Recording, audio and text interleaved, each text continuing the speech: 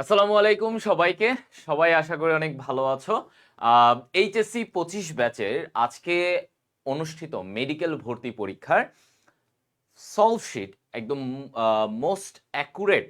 আমরা বলবো যে হয়তো তোমাদের অনেকেরই অনেক ধরনের কনফিউশন আছে বিভিন্ন অ্যান্সারে। সেই কনফিউশনের জায়গাগুলো থেকে সবচেয়ে প্রবাবল যে অ্যান্সারটা হতে পারে, ঠিক আছে, মানে আমরা কেউই জানি না, কখনোই কোনো প্ল্যাটফর্ম বা কোনো ভাইয়া তোমাকে বলতে পারবে না যে এই অ্যান্সারটাই তোমার ওইখানে কারেক্ট অ্যান্সার কাউন্টেড হবে। বাট আমরা যেটা বলে থাকি যে মোস্ট প্রবাবল অ্যান্সার বা বইয়ের আলোকে বা আমার নিয়ম অনুসারে যেই অ্যান্সারটা হতে পারে, আমরা সেটার আলোকে আজকে এগুলো নিয়ে আলোচনা করব। তো আমাদের সাথে এখানে তোমাদের টার্গেট ডিএমসি আমাদের টিম দেখতে পাচ্ছ, আর তোমাদের হামিম ভাই একটু বাসে জ্যামে আছে। হামিম ভাই আসতেছে কিছুক্ষণের মধ্যে, হয়তো হামিম ভাই জয়েন করবে বা হামিম ভাই তোমাদের সাথে কমেন্টে যুক্ত থাকবে। সো 25 ব্যাচ আমরা প্রশ্নটা অ্যানালাইসিস করেছি, আমরা দেখছিলাম এতক্ষণ বসে, আমরা সলভ গুলো রেডি করছিলাম যে কি হতে পারে, কোন অ্যান্সারটা বেশি অ্যাপ্রোপ্রিয়েট হতে পারে, কোনটা বই থেকে হুবহু কোন সাবজেক্ট কেমন প্রশ্ন এসেছে। তো আমরা সেগুলো নিয়ে আলোচনা করব। তার আগে একটু আমাদের গ্রুপগুলোতে জানিয়ে দেই, বিকজ আমাদের স্টুডেন্টরা অনেকেই বারবার বলছিল যে ভাইয়া আমরা আপনাদের অ্যান্সারটা কখন আসবে। ওকে, সো এইখানে 25 ব্যাচের যারা আজকে পরীক্ষা দিয়ে এসেছো তারা তো থাকবাই। আর অনেকে আছো যে ভাইয়া আমরা হচ্ছে 26 ব্যাচের, অনেক জানি অনেক জুনিয়ররা তোমরা এখানে আজকে ক্লাসটা এখানে দেখবা। কারণ সিনিয়রদের পরীক্ষা হলে জুনিয়রদের একটা কনসার্নের জায়গাটা চলে আসে, জুনিয়ররা তখন আরো এটা নিয়ে বেশি তোমার হচ্ছে যে চিন্তিত হয়ে পড়ে যে আমাদের সিনিয়রদের পরীক্ষা হয়েছে, এখন আমরা কি করব। ওকে, আচ্ছা, তো আমাদের সাথে আমাদের অনেকেই গ্যাদার্ড হয়ে গিয়েছে। আমাদের কিছুক্ষণের মধ্যে ভাইয়া তোমাদের সাথে এটার সলভটা শুরু করব। আমরা অলরেডি সবকিছু টাইপড, আমাদের সবকিছু টাইপ করা আছে। তো সবকিছু নিয়ে আমরা ইনশাল্লাহ যাত্রা করব। ওকে, সো আমার সাথে আছে আমাদের টার্গেট ডিএমসি টিমের আমাদের এই জুনিয়র K79 ব্যাচের আশরাফুল এবং K82 ব্যাচের রায়ান। ওকে, এবং পিছনে আমাদের সাথে আছে তানিম, তোমাদের আরেক সিনিয়র, তোমরা জানো K81 এর তানিম। একটু চলে আসো আমাদের টার্গেট ডিএমসি টিম। হ্যাঁ, তারপরে সব ভাইয়াদেরকে একটু একটু পাবা, তানিম আছে। তো আমরা সবাই মিলে এই সলিউশন গুলো আস্তে আস্তে রেডি করেছি কি হতে পারে অ্যান্সার, এবং তোমাদের সাথে এগুলো নিয়ে একটু অ্যানালাইসিস করব। প্রত্যেক ভাই একটু একটু করে তোমাদের সাথে অবদান রাখবে। ওকে, সো আমরা একটু যাই, আমরা দ্রুত সলভে চলে যাই, আমরা একটু একটু একটু করে ডেকে নিব। ওকে, ওকে, সো এবারের প্রশ্নটা দেখার পরে টু বি অনেস্ট বায়োলজির জায়গাটায় আমার কাছে মনে হয়েছে যে বায়োলজির প্রশ্নটা তোমাদেরকে খুব একটা প্যারা দিতে চায় নাই, বায়োলজি প্রশ্নটা তোমাদেরকে খুব একটা প্যারা দিতে চায় নাই। কিন্তু কেমিস্ট্রির জায়গাটায় হয়তো একটু তোমাদেরকে প্যারা দিতে চাইছে, মনে হয়েছে যে এটা আমি মানে এই ধরনের প্রশ্নটা আমি একটু করি, ঠিক আছে, এই জন্য তোমাদেরকে এটা। ওকে, ফাইন, আমি একটু তোমাদের কমেন্টটা দেখবো। Wait a minute. আচ্ছা, আমাদের সাথে যুক্ত হয়ে গেছে অনেকেই। আচ্ছা, দেখি। ওকে, 700+, অনেকেই। আচ্ছা, 25-এর অনেকে, 26 ব্যাচের অনেকে করতেছো। ওকে, ফাইন, করো, সমস্যা নাই, তোমরা যেই চাও করতে পারো। আচ্ছা, 800+ চলে আসছে, আমরা স্টার্ট করি। দেখো প্রথমত, হ্যাঁ, প্রশ্নগুলা কি আসছে, বায়োলজি এখানে মিক্সড আছে, তোমরা দেখেছো প্রশ্নগুলো সাধারণত biology, chemistry, physics, English, GK সবকিছু মিক্স করা থাকে। ওকে, ভাইরাস জনিত হেপাটাইটিস, হেপাটাইটিস যে অঙ্গকে আক্রান্ত করে তার নাম। বায়োলজির এই প্রশ্নের উত্তর যে পারে না, যে জীবনে একবার বায়োলজি পড়ছে, সে এটা পারবে, তাই না?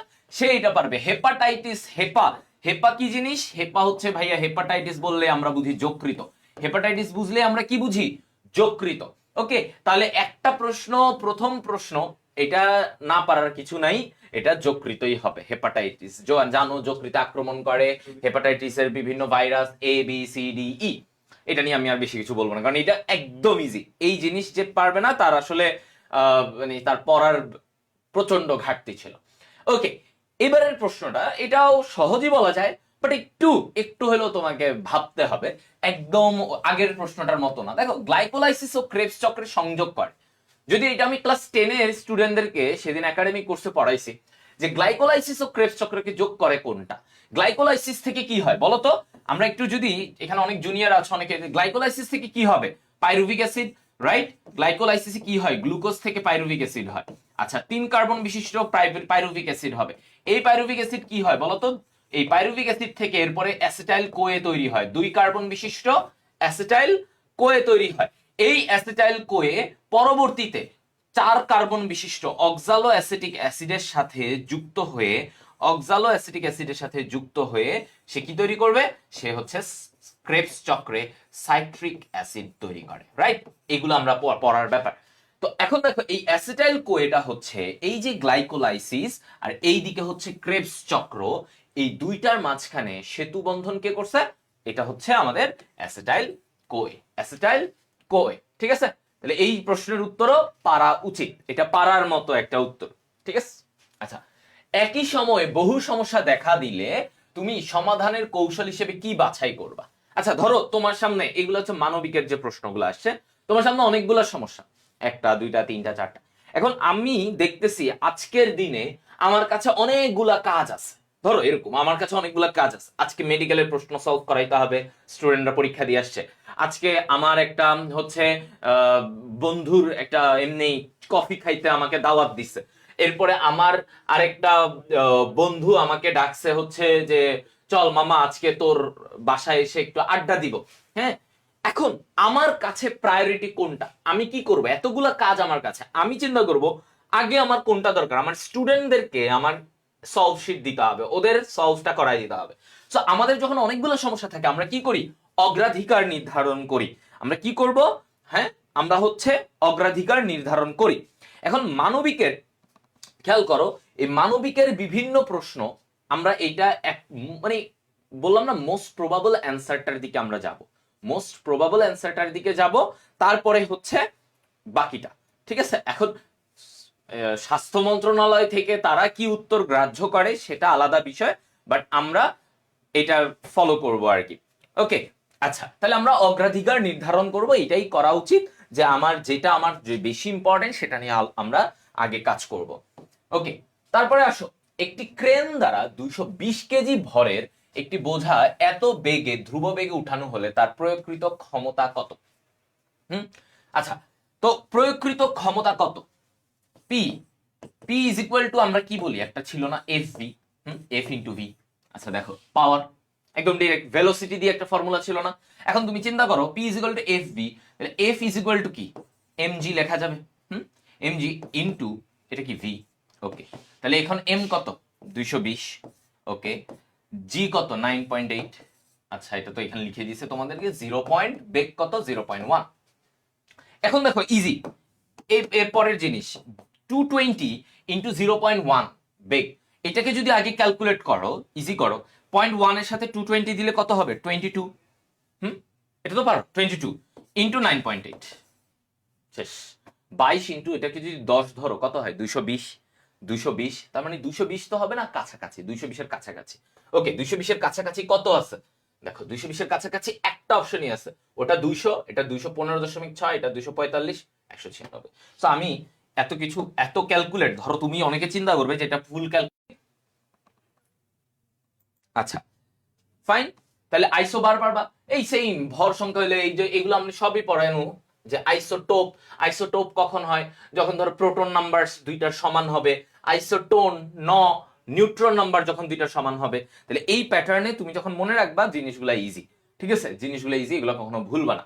আচ্ছা ফাইন, এরপরে আসো তাপগতিবিদ্যার একদম ফিজিক্সের একটা সহজ, তাপগতিবিদ্যা থেকে একদম সহজ একটা প্রশ্ন দিয়েছে, তাপগতিবিদ্যার শূন্যতম সূত্রের উপরে ভিত্তি করে কি তৈরি করা হয়েছে? একদম চ্যাপ্টারের দ্বিতীয় পৃষ্ঠাতেই, মানে তাপগতিবিদ্যার দ্বিতীয় পৃষ্ঠাতেই এই প্রশ্নটা আছে, শূন্যতম সূত্র। শূন্যতম সূত্র কি? শূন্যতম সূত্রের মধ্যে বলা হয়েছে তোমার থার্মোমিটারের কথা, থার্মোমিটার শূন্যতম সূত্র নিয়ে, ঠিক আছে? থার্মোমিটার শূন্যতম, একদম একটা স্পষ্ট লাইন আছে, তাপগতিবিদ্যার শূন্যতম সূত্রের উপরে ভিত্তি করে থার্মোমিটার প্রতিষ্ঠা করা হয়েছে, ঠিক আছে? থার্মোমিটার, তাহলে আমাদের অ্যান্সার কি এখানে? থার্মোমিটার। ওকে, আচ্ছা তাহলে এটা পারবা, এটা একদম ইজি তাপগতিবিদ্যা থেকে। মানব দেহে ক্যান্সার সৃষ্টিকারী অন্যতম ডিএনএ ভাইরাস, ডিএনএ ভাইরাস কোনটা? এখানে না একটা এলিমিনেশন প্রসেস কাজ করা যায়, মানে বাদ দেওয়া। অর্থাৎ তুমি দেখো এখানে র্যাপডোভাইরাস, অ্যাডেনোভাইরাস, ফ্ল্যাভিভাইরাস এগুলো হবে না, তাই না? এগুলো আরএনএ ভাইরাস। এই যে ফ্ল্যাভিভাইরাস, আরএনএ ভাইরাস, এগুলো আরএনএ ভাইরাস। এই যে পড়েছিল না ডেঙ্গুতে, ঠিক আছে, র্যাপডোভাইরাস সব আরএনএ ভাইরাস। তাহলে ডিএনএ ভাইরাসের এই যে সিমিয়ান ভাইরাস, এটা হচ্ছে ডিএনএ ভাইরাস। তাহলে যখন বলে যে এই যে ডিএনএ ভাইরাসের মধ্যে সিমিয়ান ভাইরাস অন্যতম। দাঁতের যে অংশে রক্তনালী থাকে, দাঁত থেকে এবার সামহাও দুইটা প্রশ্ন এসে গেছে, ঘুরে ফিরে আর কি দুইটা প্রশ্ন আমরা দেখি। দাঁতের আসলে এমসিকিউ আসার মতো থাকেই, মানে 2 থেকে 3টা জায়গা একটা দাঁতের গঠন থেকে এমসিকিউ আসার মতোই থাকে 2 থেকে 3টা, এবং এই বছর ওই দুইটাই এর মধ্য থেকেই 2টা আসছে। নাম্বার 1, দাঁতের সবচেয়ে যে ভিতরের অংশটা, নরম অংশ যেটাকে বলে পাল্প, এই পাল্পে কি থাকে? রক্তনালী থাকে। হ্যাঁ, আমরা দেখি না দাঁতের গোড়া থেকে রক্ত বের হয়, তাই না? পাল্প। তাহলে এই পাল্পটা, দাঁতের যে অংশে রক্তনালী থাকে, এটার নাম কি? পাল্প। ওকে, এটার একটু এখানে ইয়েতে ভুল আছে, পাল্প। এটা কি হবে? পাল্প।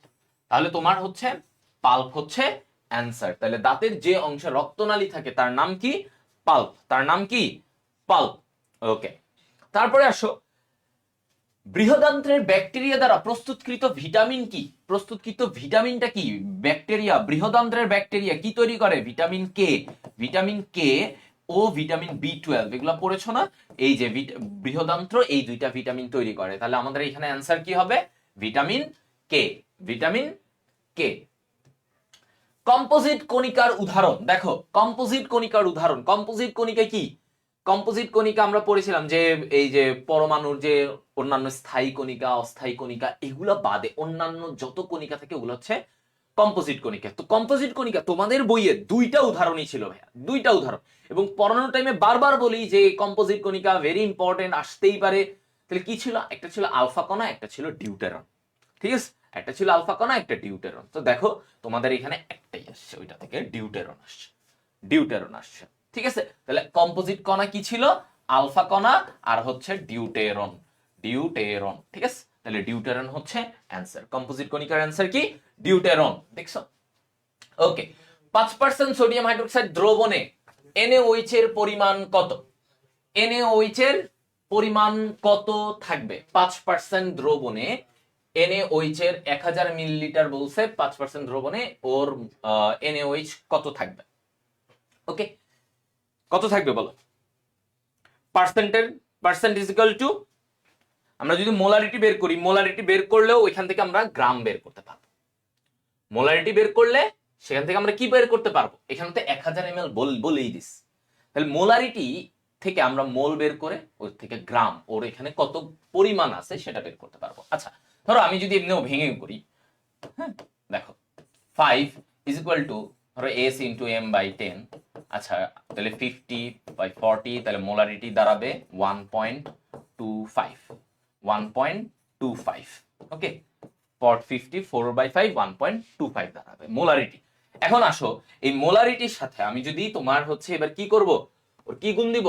ওর যদি আণবিক ভরও গুণ দিয়ে দেই, তাহলে আমার কি পাবো? ওর প্রদত্ত ভর, মানে কতটুকু। অ্যান্সার কত? 50। অ্যান্সার 50 গ্রাম। ওকে, 50 গ্রাম। এই, ঠিক আছে। তার মানে আমার মোলারিটি এত, এটার সাথে যদি আমি ওর আণবিক ভরটা গুণ দিয়ে দেই, সোডিয়াম হাইড্রোক্সাইডের কত? 40 গ্রাম, তাহলে এখানে আমার অ্যান্সার আসবে 50 গ্রাম। দ্যাটস ইট, শেষ। ওকে, এক্স্যাক্টলি ডি, ডি অ্যান্সার। তাহলে এটাই হচ্ছে যে তোমার প্যাটার্ন। পার্সেন্ট থেকে আমরা মোলারিটি বের করে ডিরেক্ট ভর দিয়ে আমরা বের করতে পারবো, যে যেভাবে বের করতে পারে, একদম ইজি। বিশ্বের ক্ষুদ্রতম আবৃতবীজী উদ্ভিদের ক্ষুদ্রতম আবৃতবীজী, ক্ষুদ্রতম আবৃতবীজী ভাই আর কিছু না পারুক মানুষ এটা পারে, আর কিছু না পারুক ক্ষুদ্রতম আবৃতবীজী এটা পারে। ওলফিয়া। ওলফিয়া বাংলাদেশে ক্ষুদ্রতম কি নাম? ওলফিয়া অ্যারাইজা। ওলফিয়া অ্যারাইজা, তাই না? তাহলে ওলফিয়া হচ্ছে ক্ষুদ্রতম আবৃতবীজী। আচ্ছা আসো, একটি 100 ওয়াট বাল্ব দিনে 5 ঘন্টা করে 30 দিন জ্বালানো হলে ব্যবহৃত বৈদ্যুতিক শক্তির পরিমাণ হয় কত? আচ্ছা, এখানে দেখো আমি যদি কতটুকু শক্তি, তাহলে একটা জিনিস, একটা বাল্ব বলছে কত? বাল্ব বলছে 100 ওয়াট। আচ্ছা, 100 ওয়াট কতদিন ধরে জ্বালানো হয়েছে? 30 দিন। প্রতিদিনে আবার নাকি কয় ঘন্টা? 5 ঘন্টা করে। তাহলে আমি যদি এদেরকে গুণ করি তাহলে কত ওয়াট আওয়ার আসে দেখো তো। তাহলে 15000, 15,000 ওয়াট আওয়ার, এত, তাই না? তাহলে কতটুকু বৈদ্যুতিক শক্তি খরচ হয়েছে? 15,000 ওয়াট আওয়ার। এখন 15,000 ওয়াট আওয়ার, আমরা জানি 1000 watt hour is equal to 1 kilowatt, তাই না? 1000 ওয়াট সমান কি? 1 কিলোওয়াট। তাহলে এই যে 15,000 ওয়াট, এটাকে আমরা কি লিখতে পারি? 15 kilo, 15 kilo watt hour, right? তাহলে আমার অ্যান্সার কি? 15 kilo watt hour, 15 kilo watt hour. ঠিক আছে, তাহলে এইটা হচ্ছে অ্যান্সার। ওকে, এরপরে আসো, অবস্থা ভেদে জারক ও বিজারক হিসেবে কাজ করে কোনটা? অবস্থা ভেদে জারক ও বিজারক রূপে কাজ করে কোনটা? এটা হচ্ছে আমাদের ফেরাস অক্সাইড। এটা আমরা সবাই জানি একদম। ওই যে ফেরাস অক্সাইড ছিল, ওজোন ছিল, যারা জারক বিজারক উভয় হিসেবে কাজ করে। এই জিনিস পরিমাণগত রসায়নে কেউ পড়ে নাই, এটা খুবই রেয়ার। আমাদের ক্লাসগুলোতেও আছে, ইভেন আমার মনে আছে আমি আমার ফ্রি ক্লাসেও এই জিনিস জারক ও বিজারক উভয় রূপে কারা কাজ করে সেটা নিয়ে পড়াইছি। ওকে, প্রাইমারি বায়ু দূষক কোনটা? প্রাইমারি বায়ু দূষক আমরা বলি যেগুলো হচ্ছে একদম ডিরেক্টলি, মনে করো কোনো কারখানা বা যানবাহন, এগুলো ডিরেক্টলি বের হয়, সেগুলো হচ্ছে প্রাইমারি বায়ু দূষক।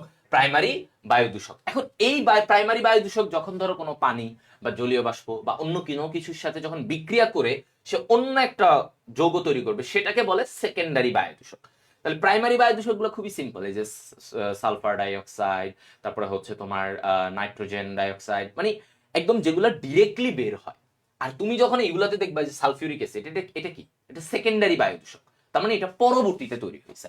আচ্ছা, প্রাইমারি বায়ু দূষক এটা পারা উচিত স্টুডেন্টদের। যে সাইনাসের প্রদাহের কারণে দুই চোখের মাঝখানে ব্যথা হয়। আচ্ছা, সাইনাস মানে ভিতরে যে ফাঁকা, অস্থির ভিতরে যে ফাঁকা জায়গাগুলো থাকে সেগুলো কি বলে? সাইনাস বলে। তাহলে এখন দেখো আমাদের 4 জোড়া সাইনাস, 4টা নাম কি কি? Sphenoidal sinus, maxillary sinus, ethmoidal sinus, frontal sinus. And frontal sinus, ফ্রন্টালের এই যে ফ্রন্টাল অস্থি, এর ভিতরে ফাঁকা এরকম থাকে এখানে। এখন আমাদের দুইটা চোখের মাঝখানে তোমাদের বইয়ে একটা সুন্দর ছবি আছে, দেখলেই বোঝা যায় যারা পড়ছো বায়োলজি, একদম দুইটা চোখের মাঝখান বরাবর এই জায়গাটায় আমাদের কি আছে? Ethmoidal sinus, ethmoidal sinus. Maxillary সাইনাসটা এইদিকে, ম্যাক্সিলার এই পাশে, এই জায়গাটাতে আমাদের ম্যাক্সিলারি সাইনাস।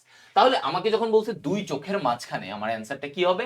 আমার অ্যান্সার হচ্ছে এথময়েড সাইনাস। তার মানে এইখানে ব্যথা করা মানে এথময়েডাল সাইনাসের ঝামেলা। যদি একটু এইদিকে ব্যথা করতো ফ্রন্টাল, যদি এইখানে ব্যথা করতো তাহলে কি হতো? Maxillary sinus, maxillary sinus. ওকে,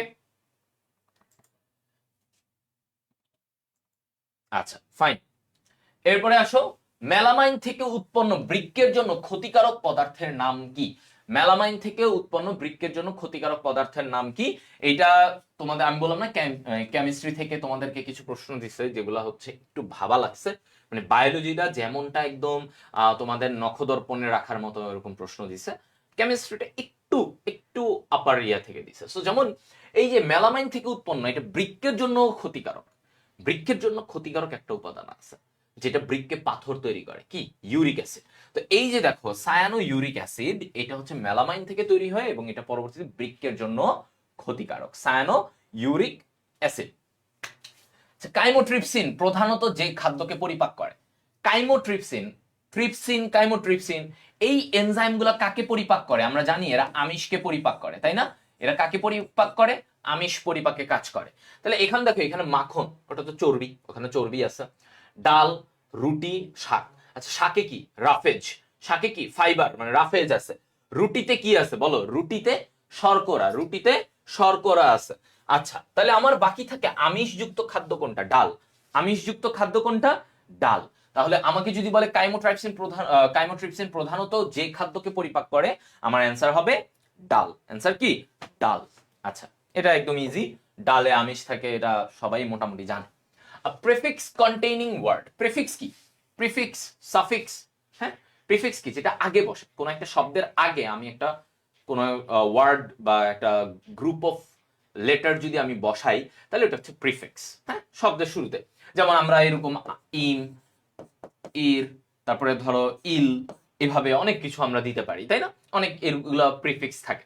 আমি দেখো এই প্রিফিক্স কন্টেইনিং ওয়ার্ড, তুমি ভাবতে পারো ভাই সবগুলোতে তো ইম আছে, তাহলে কি সবগুলো প্রিফিক্স যুক্ত ওয়ার্ড? না, একটু খেয়াল রাখবা, একটা মানে অর্থবোধক শব্দের আগে, একটা মিনিংফুল ওয়ার্ডের আগে গিয়ে প্রিফিক্সটা বসছে কিনা, তাহলে ওটা বুঝবা। যেমন দেখো, আমি যদি ইম্পর্টেন্টে চিন্তা করো যে ইম একটা প্রিফিক্স না, ইম্পর্টেন্ট, এটা তো পর্টেন্ট তো আলাদা কোনো ওয়ার্ড না, ইম্পর্টেন্ট পুরোটা একটা শব্দ। সো এখানে ইম যে প্রিফিক্স একটা শব্দের আগে বসছে না। ইমিডিয়েট, মেডিয়েট না, ইম, ইমমেডিয়েট, ইমিডিয়েট মানে এমনিই তোমার হচ্ছে যে আগে, ইমিডিয়েট মানে কি আগে, তাহলে ইমিডিয়েটে ইম কোনো প্রিফিক্স না। আচ্ছা, ইমেন্স, মেন্স এমন না যে মেন্সের আগে ইম বসে ইমেন্স করছে না, ইমেন্স পুরোটাই একটা শব্দ। এইটাতে দেখো মোরাল একটা শব্দ, মোরাল আমরা বলি না মোরাল অফ দ্য স্টোরি, হ্যাঁ সারমর্ম বা মেইন মূল কথাটা মোরাল অফ দ্য স্টোরি, এই মোরালের আগে দেখো ইম, ইমমোরাল, তাহলে এইটা হচ্ছে একটা প্রিফিক্স যুক্ত, এটা কি একটা প্রিফিক্স যুক্ত শব্দ, দেখছো এটা একটা প্রিফিক্স যুক্ত শব্দ। আচ্ছা, হাইড্রার নিডোসাইটের কাজ কি? হাইড্রার নিডোসাইটের কাজ হচ্ছে একদম এইটা যে জীবনে হাইড্রা পড়ছে সেও পারবা, এটা তোমরা অ্যান্সার করো কি করে, নিডোসাইট দিয়ে শিকার করে, তাই না, শিকার করে। কয়টা আছে? পাঁচটা পর, ওকে। আচ্ছা, হাইড্রার নিডোসাইটের কাজ হলো কি শিকার করা, এটা আমার মনে হয় না এটা তোমাদের আসলে এটা তোমাদের মানে ভাবাও লাগছে, যে জীবনে হাইড্রা পড়ে নাই তার হিসাব আলাদা, বাট হাইড্রা যে জীবনে একবার পড়ছে সেও জানে নিডোসাইট দিয়ে শিকার করে, তো এটা এতটা সহজ একটা প্রশ্ন। আলোর বর্ণের ভিন্নতা যে পার্থক্যের কারণে ঘটে, এই যে আমরা পড়তাম না মনে আছে কেমিস্ট্রিতে বা ফিজিক্সেও দুই জায়গাতেই ছিল বেনি আসহ কলা। এখন যখন এই যে এক একটা আলো, এই যে এক একটা আলোর কি ছিল, এক একটা তরঙ্গ দৈর্ঘ্য ছিল, বেগুনির একরকম কম, লাল আলোর তরঙ্গ দৈর্ঘ্য সবচেয়ে বেশি, তাই না, তার মানে তরঙ্গ দৈর্ঘ্যের পার্থক্যের সাথে সাথে কিন্তু কালার পাল্টাচ্ছিল, বেগুনি, নীল, এরকম লাল, এই কালার গুলা হচ্ছিল, তাহলে এইটা হচ্ছে কি তরঙ্গ দৈর্ঘ্যের জন্য, তরঙ্গ দৈর্ঘ্যের জন্য, ঠিক আছে। তাহলে এটা বুঝো, এটাও মানে খুবই কমন সেন্স অ্যাপ্লাই করলেই হয় যে তরঙ্গ দৈর্ঘ্য পাল্টায়, পাল্টাইলেই আমার আমার আলোর বর্ণটাও পাল্টায় যায়, আলোর বর্ণ পাল্টায়। বাংলাদেশে ইউনেস্কো স্বীকৃত বিশ্ব ঐতিহ্য স্থান সমূহের অন্তর্গত হলো এই যে বাগেরহাট মসজিদ নগরী, ঠিক আছে, ইউনেস্কোর মধ্যে বাগেরহাটের যে মসজিদ নগরী, এগুলাকে ওভাবে মানে তোমার হচ্ছে ইউনেস্কো আসলে স্বীকৃতি দেয় নাই, বাগেরহাটের যে মসজিদ নগরী সেটাকে স্বীকৃত দেওয়া হয়েছে, হ্যাঁ, 60 গম্বুজ মসজিদ এগুলোকে, তাহলে এটা হচ্ছে ইউনেস্কো স্বীকৃত। জিকে থেকে আসে, এটা জিকের প্রশ্ন, আবার তোমরা অনেকে ভাবতে পারো এটা কোথা থেকে দিল। 30°C তাপমাত্রার মান কেলভিন স্কেলে কত, দেখছো কঠিন সহজ।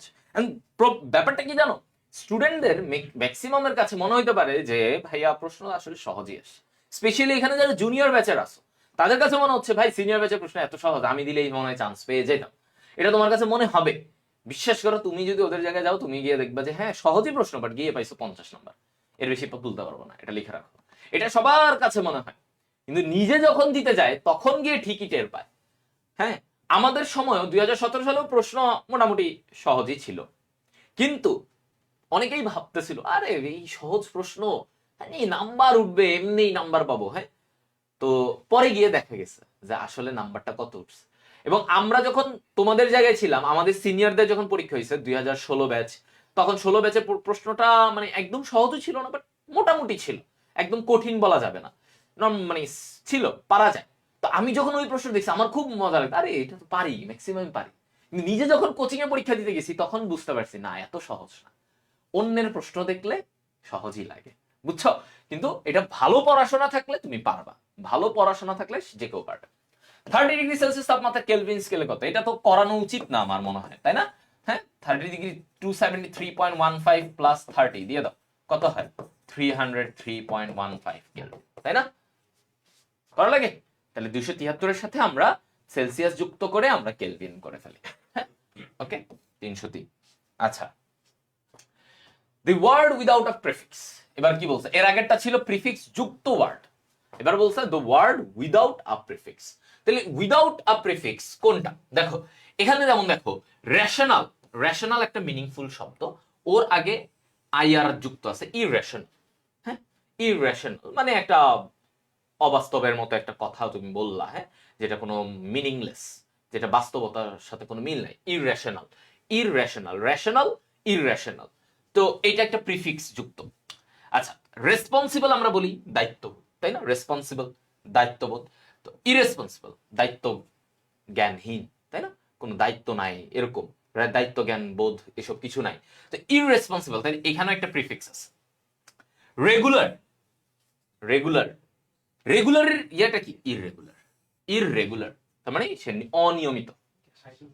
এখন আসো এইটা কি তাহলে, ইরিটেবল। ইরিটেবল, ইরিটেবল এইখানে দেখো কোনো প্রিফিক্স নেই, কারণ ইরিটেবল মানে যন্ত্রণাদায়ক। ইরিটেবল, হ্যাঁ, যন্ত্রণাদায়ক একটা জিনিস। এই ইরিটেবল হচ্ছে এখানের অ্যান্সার, যে word without a prefix, without a prefix. তাহলে এটা কি, বাকি সবগুলোতে এগুলো প্রিফিক্স। দেখো শব্দের পূর্বে এই এগুলা বসে আলাদা মিনিং বের করছে, কিন্তু ইরিটেবলে এখানে কোনো আলাদা, ইরিটেবল এটাই পুরোটাই একটা শব্দ। আচ্ছা, তো এগুলো হচ্ছে বেসিক ইংলিশ। আমি বলবো এটা বেসিক ইংলিশ, এখানে আসলে জটিলতার কিছু নাই। একটা আমরা বলি না বেসিক গ্রামারের জায়গাটা কিছু থাকা লাগে, এটা। ওকে, দেখো মানব ভ্রূণে হৃৎপিণ্ডের ক্রমবিকাশ শুরু হয় কত সপ্তাহে? মানব ভ্রূণে হৃৎপিণ্ডের ক্রমবিকাশ শুরু হয় কত সপ্তাহে? এটা হচ্ছে চতুর্থ সপ্তাহে। চতুর্থ সপ্তাহে মানব ভ্রূণে হৃৎপিণ্ডের ক্রমবিকাশ হয়। এটা একদম মানব জীবনের ধারাবাহিকতার এক দুইটা জিনিস যদি পড়ানো হয়, সেটা হচ্ছে এই মানবিক জীবনের ধারাবাহিকতার কতগুলো ইম্পর্টেন্ট জায়গা যদি থাকে, এর মধ্যে এইটা একটা। এবং সামনেও তোমরা যখন পড়তে যাবা এগুলা থেকেই পাবা। ওকে, আচ্ছা। সো তোমাদের মধ্যে অনেকে ভাবতেছো তোমাদের হামিম ভাই অলরেডি চলে আসছে। হামিম ভাইও চলে আসছে।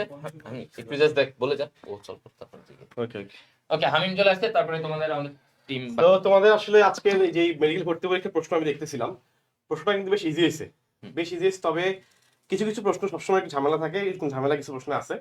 বাট এখানে অ্যাকচুয়ালি নাম্বারটা হেরফের করবে। আমরা একদম লাস্টে আমরা কাট মার্কস নিয়ে বলবো ইনশাল্লাহ। এবং প্রশ্নটা যেটা হয়েছে সেটা আসলে মানে এখানে যদি কেউ বলে যে আমরা এটা পড়েছি কিনা তা আসলে এখন যদি কেউ যদি বলে যে আমরা যে কোনো মেডিকেল প্ল্যাটফর্মের তারা যদি মানে কোনো কেউ যদি বলে যে আমাদের এখান থেকে মানে ওদের এখান থেকে এটা কমন আসছে, এটা কমন আসছে, আমরা বললাম কমন আসছে, সহজ কথা কি জানো, যাদের এখান থেকে এই প্রশ্নগুলো কমন আসবে না তার মানে ওরা আসলে মেডিকেল এডমিশনের জন্য পড়াতেই পারে না। কারণ এবারে মেডিকেলের বায়োলজি বলো স্পেশালি যে প্রশ্নগুলো আসছে এগুলো এগুলো একদমই কমন প্রশ্ন। এবং আমার মনে হয় এটা প্রিভিয়াস ইয়ারের কোশ্চেন। মানব হৃদস্পন্দন শুরু হয় কখন, এটা হচ্ছে প্রিভিয়াস ইয়ারের কোশ্চেন। তার মানে কিন্তু অনেকগুলো প্রশ্ন কিন্তু একদম প্রিভিয়াস ইয়ার থেকেও আসছে। তো তোমাদের আসলে আমরা একদম লাস্টে আমরা কাটমার্কগুলো নিয়ে ইনশাল্লাহ বলবো।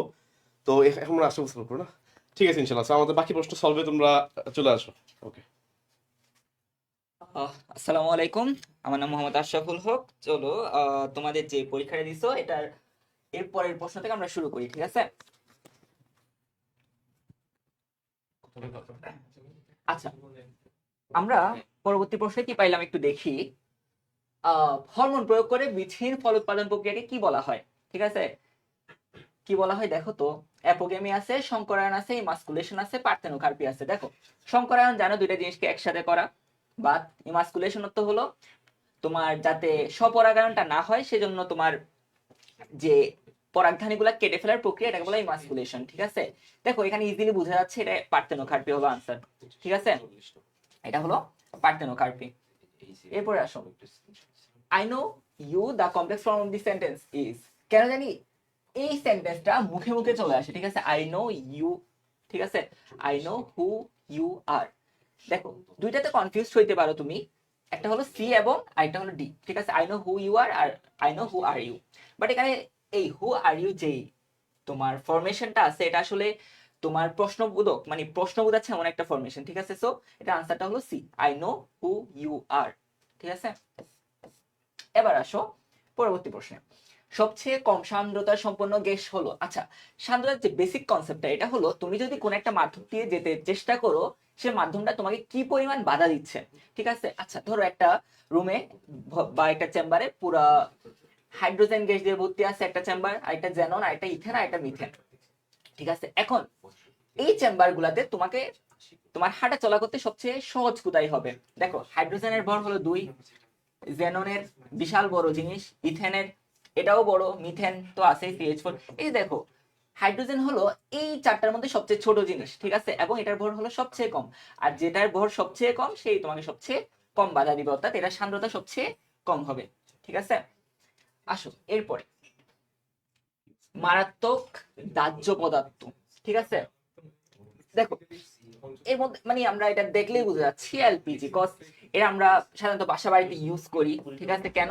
জ্বালানির কাজে, ঠিক আছে, রান্না করার কাজে। তো এটা হলো মারাত্মক দাহ্য পদার্থ। যারা কেমিস্ট্রি একদম বেসিক কো পড়ছো বা ক্লাস 9-10 এর বাচ্চা এটা পারবে যে মারাত্মক দাহ্য পদার্থ কোনটা। ঠিক আছে, আসো সামনের দিকে যাই। জীবাণুনাশক হিসেবে অতি বেগুনি রশ্মির তরঙ্গ দৈর্ঘ্য হলো, দেখো হৃদয় ভাই তোমাদেরকে এভাবে পড়াইছিল তাই না? জীবাণুনাশক, দেখো এখানে 6টা শব্দ, রাইট? জীবাণুনাশক, দেখো 4 2 6, 8 থেকে 2 গেল আবার 6, দেখছো? ইজিলি এটা মনে রাখা যায়, এভাবে পড়াইছিল না? দেখছো সেখান থেকে আসছে 240 থেকে 280 ন্যানোমিটার, ঠিক আছে? এটা হলো জীবাণুনাশক। এবার আসো, এরপরে হলো বাংলাদেশের বায়ুর আর্দ্রতা সবচেয়ে বেশি থাকে। দেখো বায়ুর আর্দ্রতা মানে কি?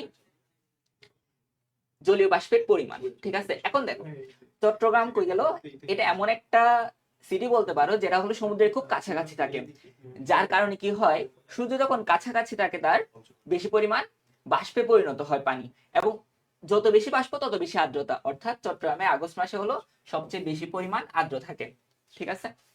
এরপরে যাই আমরা, I heard the story from the horse's mouth. এই horse's mouth এই শব্দের অর্থ হলো অথেন্টিক সোর্স বুঝাইতে ইউজ হয়, ঠিক আছে? সো আমরা এখান থেকে আনসারটা নিব হলো অথেন্টিক সোর্স। খুবই সুন্দর একটা প্রশ্ন এটা, the horse's mouth। যদি আমাদের এই প্রশ্নটাতে কয়েকটা অথেন্টিক মানে খুব সুন্দর প্রশ্ন করা থাকে, প্রশ্ন করা হয়ে থাকে, তাহলে এটা একটা the horse's mouth, খুবই সুন্দর একটা প্রশ্ন, ঠিক আছে? from the authentic source এটা। এরপর বাংলাদেশে যে প্রাণী ভৌগোলিক অঞ্চলে অবস্থিত তার নাম। যদি আমরা ওই দ্বাদশ কঠিন অধ্যায়টাকে কঠিন ভাবে না পড়ে খুব সহজ ভাবে মানে সারফেস পড়াটা দিতাম, তাও আমরা এটা পারবো। এরকম একটা প্রশ্ন যে বাংলাদেশ হলো ওরিয়েন্টাল অঞ্চলে অবস্থিত, ঠিক আছে? কোন প্রাণী ভৌগোলিক অঞ্চল? ওরিয়েন্টাল অঞ্চলে। ওকে, আমরা সামনের দিকে এগিয়ে যাই।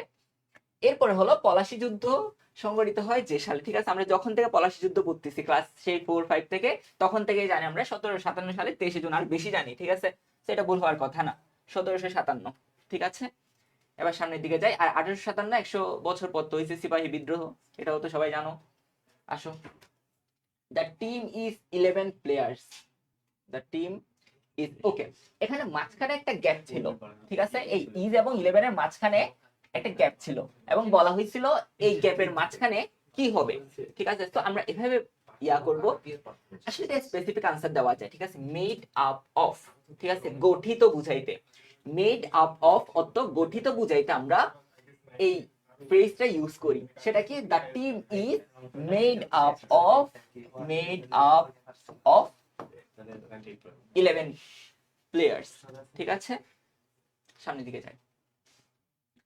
এরপরে হলো বায়ুতে সর্বাধিক ঘনত্বে বিরাজমান নিষ্ক্রিয় গ্যাস হলো বাচ্চাকালের বলা, ঠিক আছে? বাচ্চাকালের না, যখন থেকে আমরা কেমিস্ট্রি শুরু করছি, হ্যাঁ, থার্ড চ্যাপ্টারে প্রথম যে কয়েকটা তোমার নিষ্ক্রিয় গ্যাসের কাজ ছিল সেখানে ছিল, ঠিক আছে? এটা হলো আর্গন। কত পার্সেন্ট ছিল রে?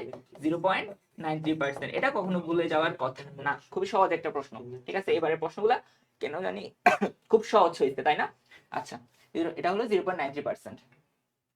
এরপর তীব্র ডায়রিয়া রোগের মৃত্যুর প্রধান কারণ, শোনো, ডায়রিয়া হইলে কি হয়? চাল ধোয়া পানির মতো আমাদের পিসেস যাইতে থাকে, রাইট?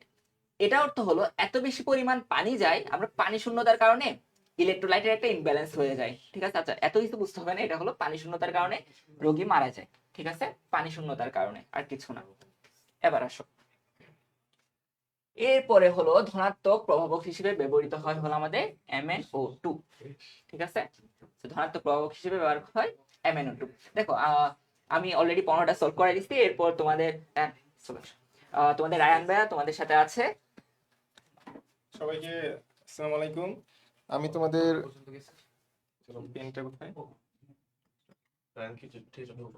সবাইকে আসসালামু আলাইকুম। আমি তোমাদের রায়ান ভাইয়া, বর্তমানে পড়াশোনা করছি ঢাকা মেডিকেল কলেজ ফার্স্ট ইয়ারে। তো আগের বারই কিন্তু এরকম প্রশ্নই ছিল, যেবারে আমি চান্স পেয়ে আসলে ঢাকা মেডিকেলে চান্স পাই, তো সেবারও এই সেম প্যাটার্নের প্রশ্ন ছিল, খুবই ইজি, কিন্তু একটু থিঙ্ক করতে হবে। আসলে সহজ প্রশ্ন হলে আমাদের কি হয়, আমরা নর্মালি কোচিং এ যেখানে পরীক্ষা দেয় না কেন, আমাদের একটা টেন্ডেন্সি থাকে যে আমরা কঠিন প্রশ্ন পাবো, সেভাবে আমাদের মেন্টাল প্রিপারেশন থাকে। বাট যখন সহজ প্রশ্ন হয় তখন কিন্তু দেখা যায় কি আমরা আসলে হ্যান্ডেল করতে পারি না প্রশ্নটাকে। তো এই প্রশ্নের বৈশিষ্ট্য এটাই যে তোমাকে সহজ প্রশ্ন দেওয়া হয়েছে, তার মানে এই না যে তুমি আসলে বেশি মার্ক পাবা। কারণ তুমি তুমি এভাবে তোমার মেন্টাল সেট আপ করা আছে যে তুমি কঠিন প্রশ্ন পাবা, সেভাবে তোমার একটা প্রিপারেশন আছে। তো আচ্ছা, জেলিফিশ যে পর্বের প্রাণী, এটা তো আসলে অনেক সহজ। জেলিফিশ তো নিডারিয়া, আমরা এটা সবাই জানি। তো সহজ প্রশ্ন হলে মাথা ঠান্ডা রাখতে হবে, মাথা ঠান্ডা রাখতে পারলেই দেখা যায় কি হয়ে যায়। আচ্ছা, সরল দোলকের সাহায্যে নির্ণয় করা যায় কোনটি? দেখো, সরল দোলকে আমরা সূত্র জানি যে T = 2π√L/G। এখন এখানে আমাদের অ্যান্সার কিন্তু আমাদের হবে অভিকর্ষ ত্বরণ। অভিকর্ষজ ত্বরণ হবে এবং এটা দেখেই বোঝা যায় সূত্রটা তুমি যদি জানো এখানে যে অভিকর্ষজ ত্বরণ আছে কিন্তু বাকিগুলো কোনোটাই অ্যান্সার হবে না। ঠিক আছে, এটা কিন্তু সহজ প্রশ্ন এবং ফিজিক্স থেকে এবার মার্ক যেমন কমান দেওয়া হয়েছে আর আমরা প্রতিবারই জানি যে ফিজিক্স থেকে নর্মালি সহজ প্রশ্নই হয়, অনুশীলনী থেকে দিয়ে দেয় বা হচ্ছে ভিতর থেকে একটু রিডিং করলে হয়ে যায়, এইচএসসির মধ্যে এত কঠিন প্রশ্ন আসে না। তারপরে দেখো স্টেম কোষের উৎস হলো কোনটি? স্টেম কোষের উৎস আমরা জানি ইয়ক সেল হবে। আসলে এই চ্যাপ্টার যে আছে আমাদের যে প্রজনন চ্যাপ্টার, এটা অনেকেরই দুর্বলতা থাকে, বিশেষ করে এই যে চারটা আমাদের লেয়ার আছে, আমাদের এই যে বাচ্চা জন্মের সময় যে লেয়ার গুলো থাকে এখান থেকে কিন্তু প্রশ্ন বিগত বছরগুলোতে অত আসেনি, এই প্রথমে আসছে। বাট ইয়ক সেক থেকে কিন্তু অনেক কোচিং এ দেখো পরীক্ষায় এটা প্রশ্ন আসে। ইয়ক সেকে তোমার কি থাকে, তোমার বাচ্চার পুষ্টির জন্য যেসব উপাদানগুলো দরকার সেগুলো কিন্তু থাকে। তো এটার স্টেম কোষ কিন্তু আমরা পড়ে আসছি, তো এটা কঠিন কিছু না। আচ্ছা, যে সংক্রামক রোগকে টিকা পরিপূর্ণ হবে, আচ্ছা এটার অ্যান্সার কিন্তু খুবই সোজা। আসলে এটা ডাইরেক্টলি বইয়ে দেওয়া নাই, ডাইরেক্টলি খুব রিডিং করে যে পাবো এটা না, তবে এটা অ্যান্সার গুটি বসন্ত হবে। আচ্ছা, ব্যবহৃত H2SO4 এর এটা আসলে H2SO4 হবে।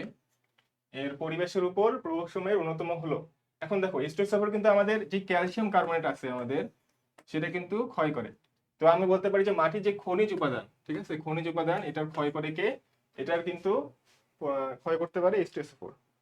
আচ্ছা, ডায়াফ্রাম, এখন দেখো আমাদের কিন্তু আগেও এটা প্রশ্ন আসছিল একবার যে জিহ্বার মধ্যে কি ধরনের মাসেল থাকে, এটা কিন্তু আমরা আগেও মেডিকেলে দেখছি। তো এই দেখো প্যাটার্নের মধ্যে কিন্তু আসছে প্রশ্ন, একে যেমন সহজ হয়েছে প্যাটার্নের মধ্যেই আসছে।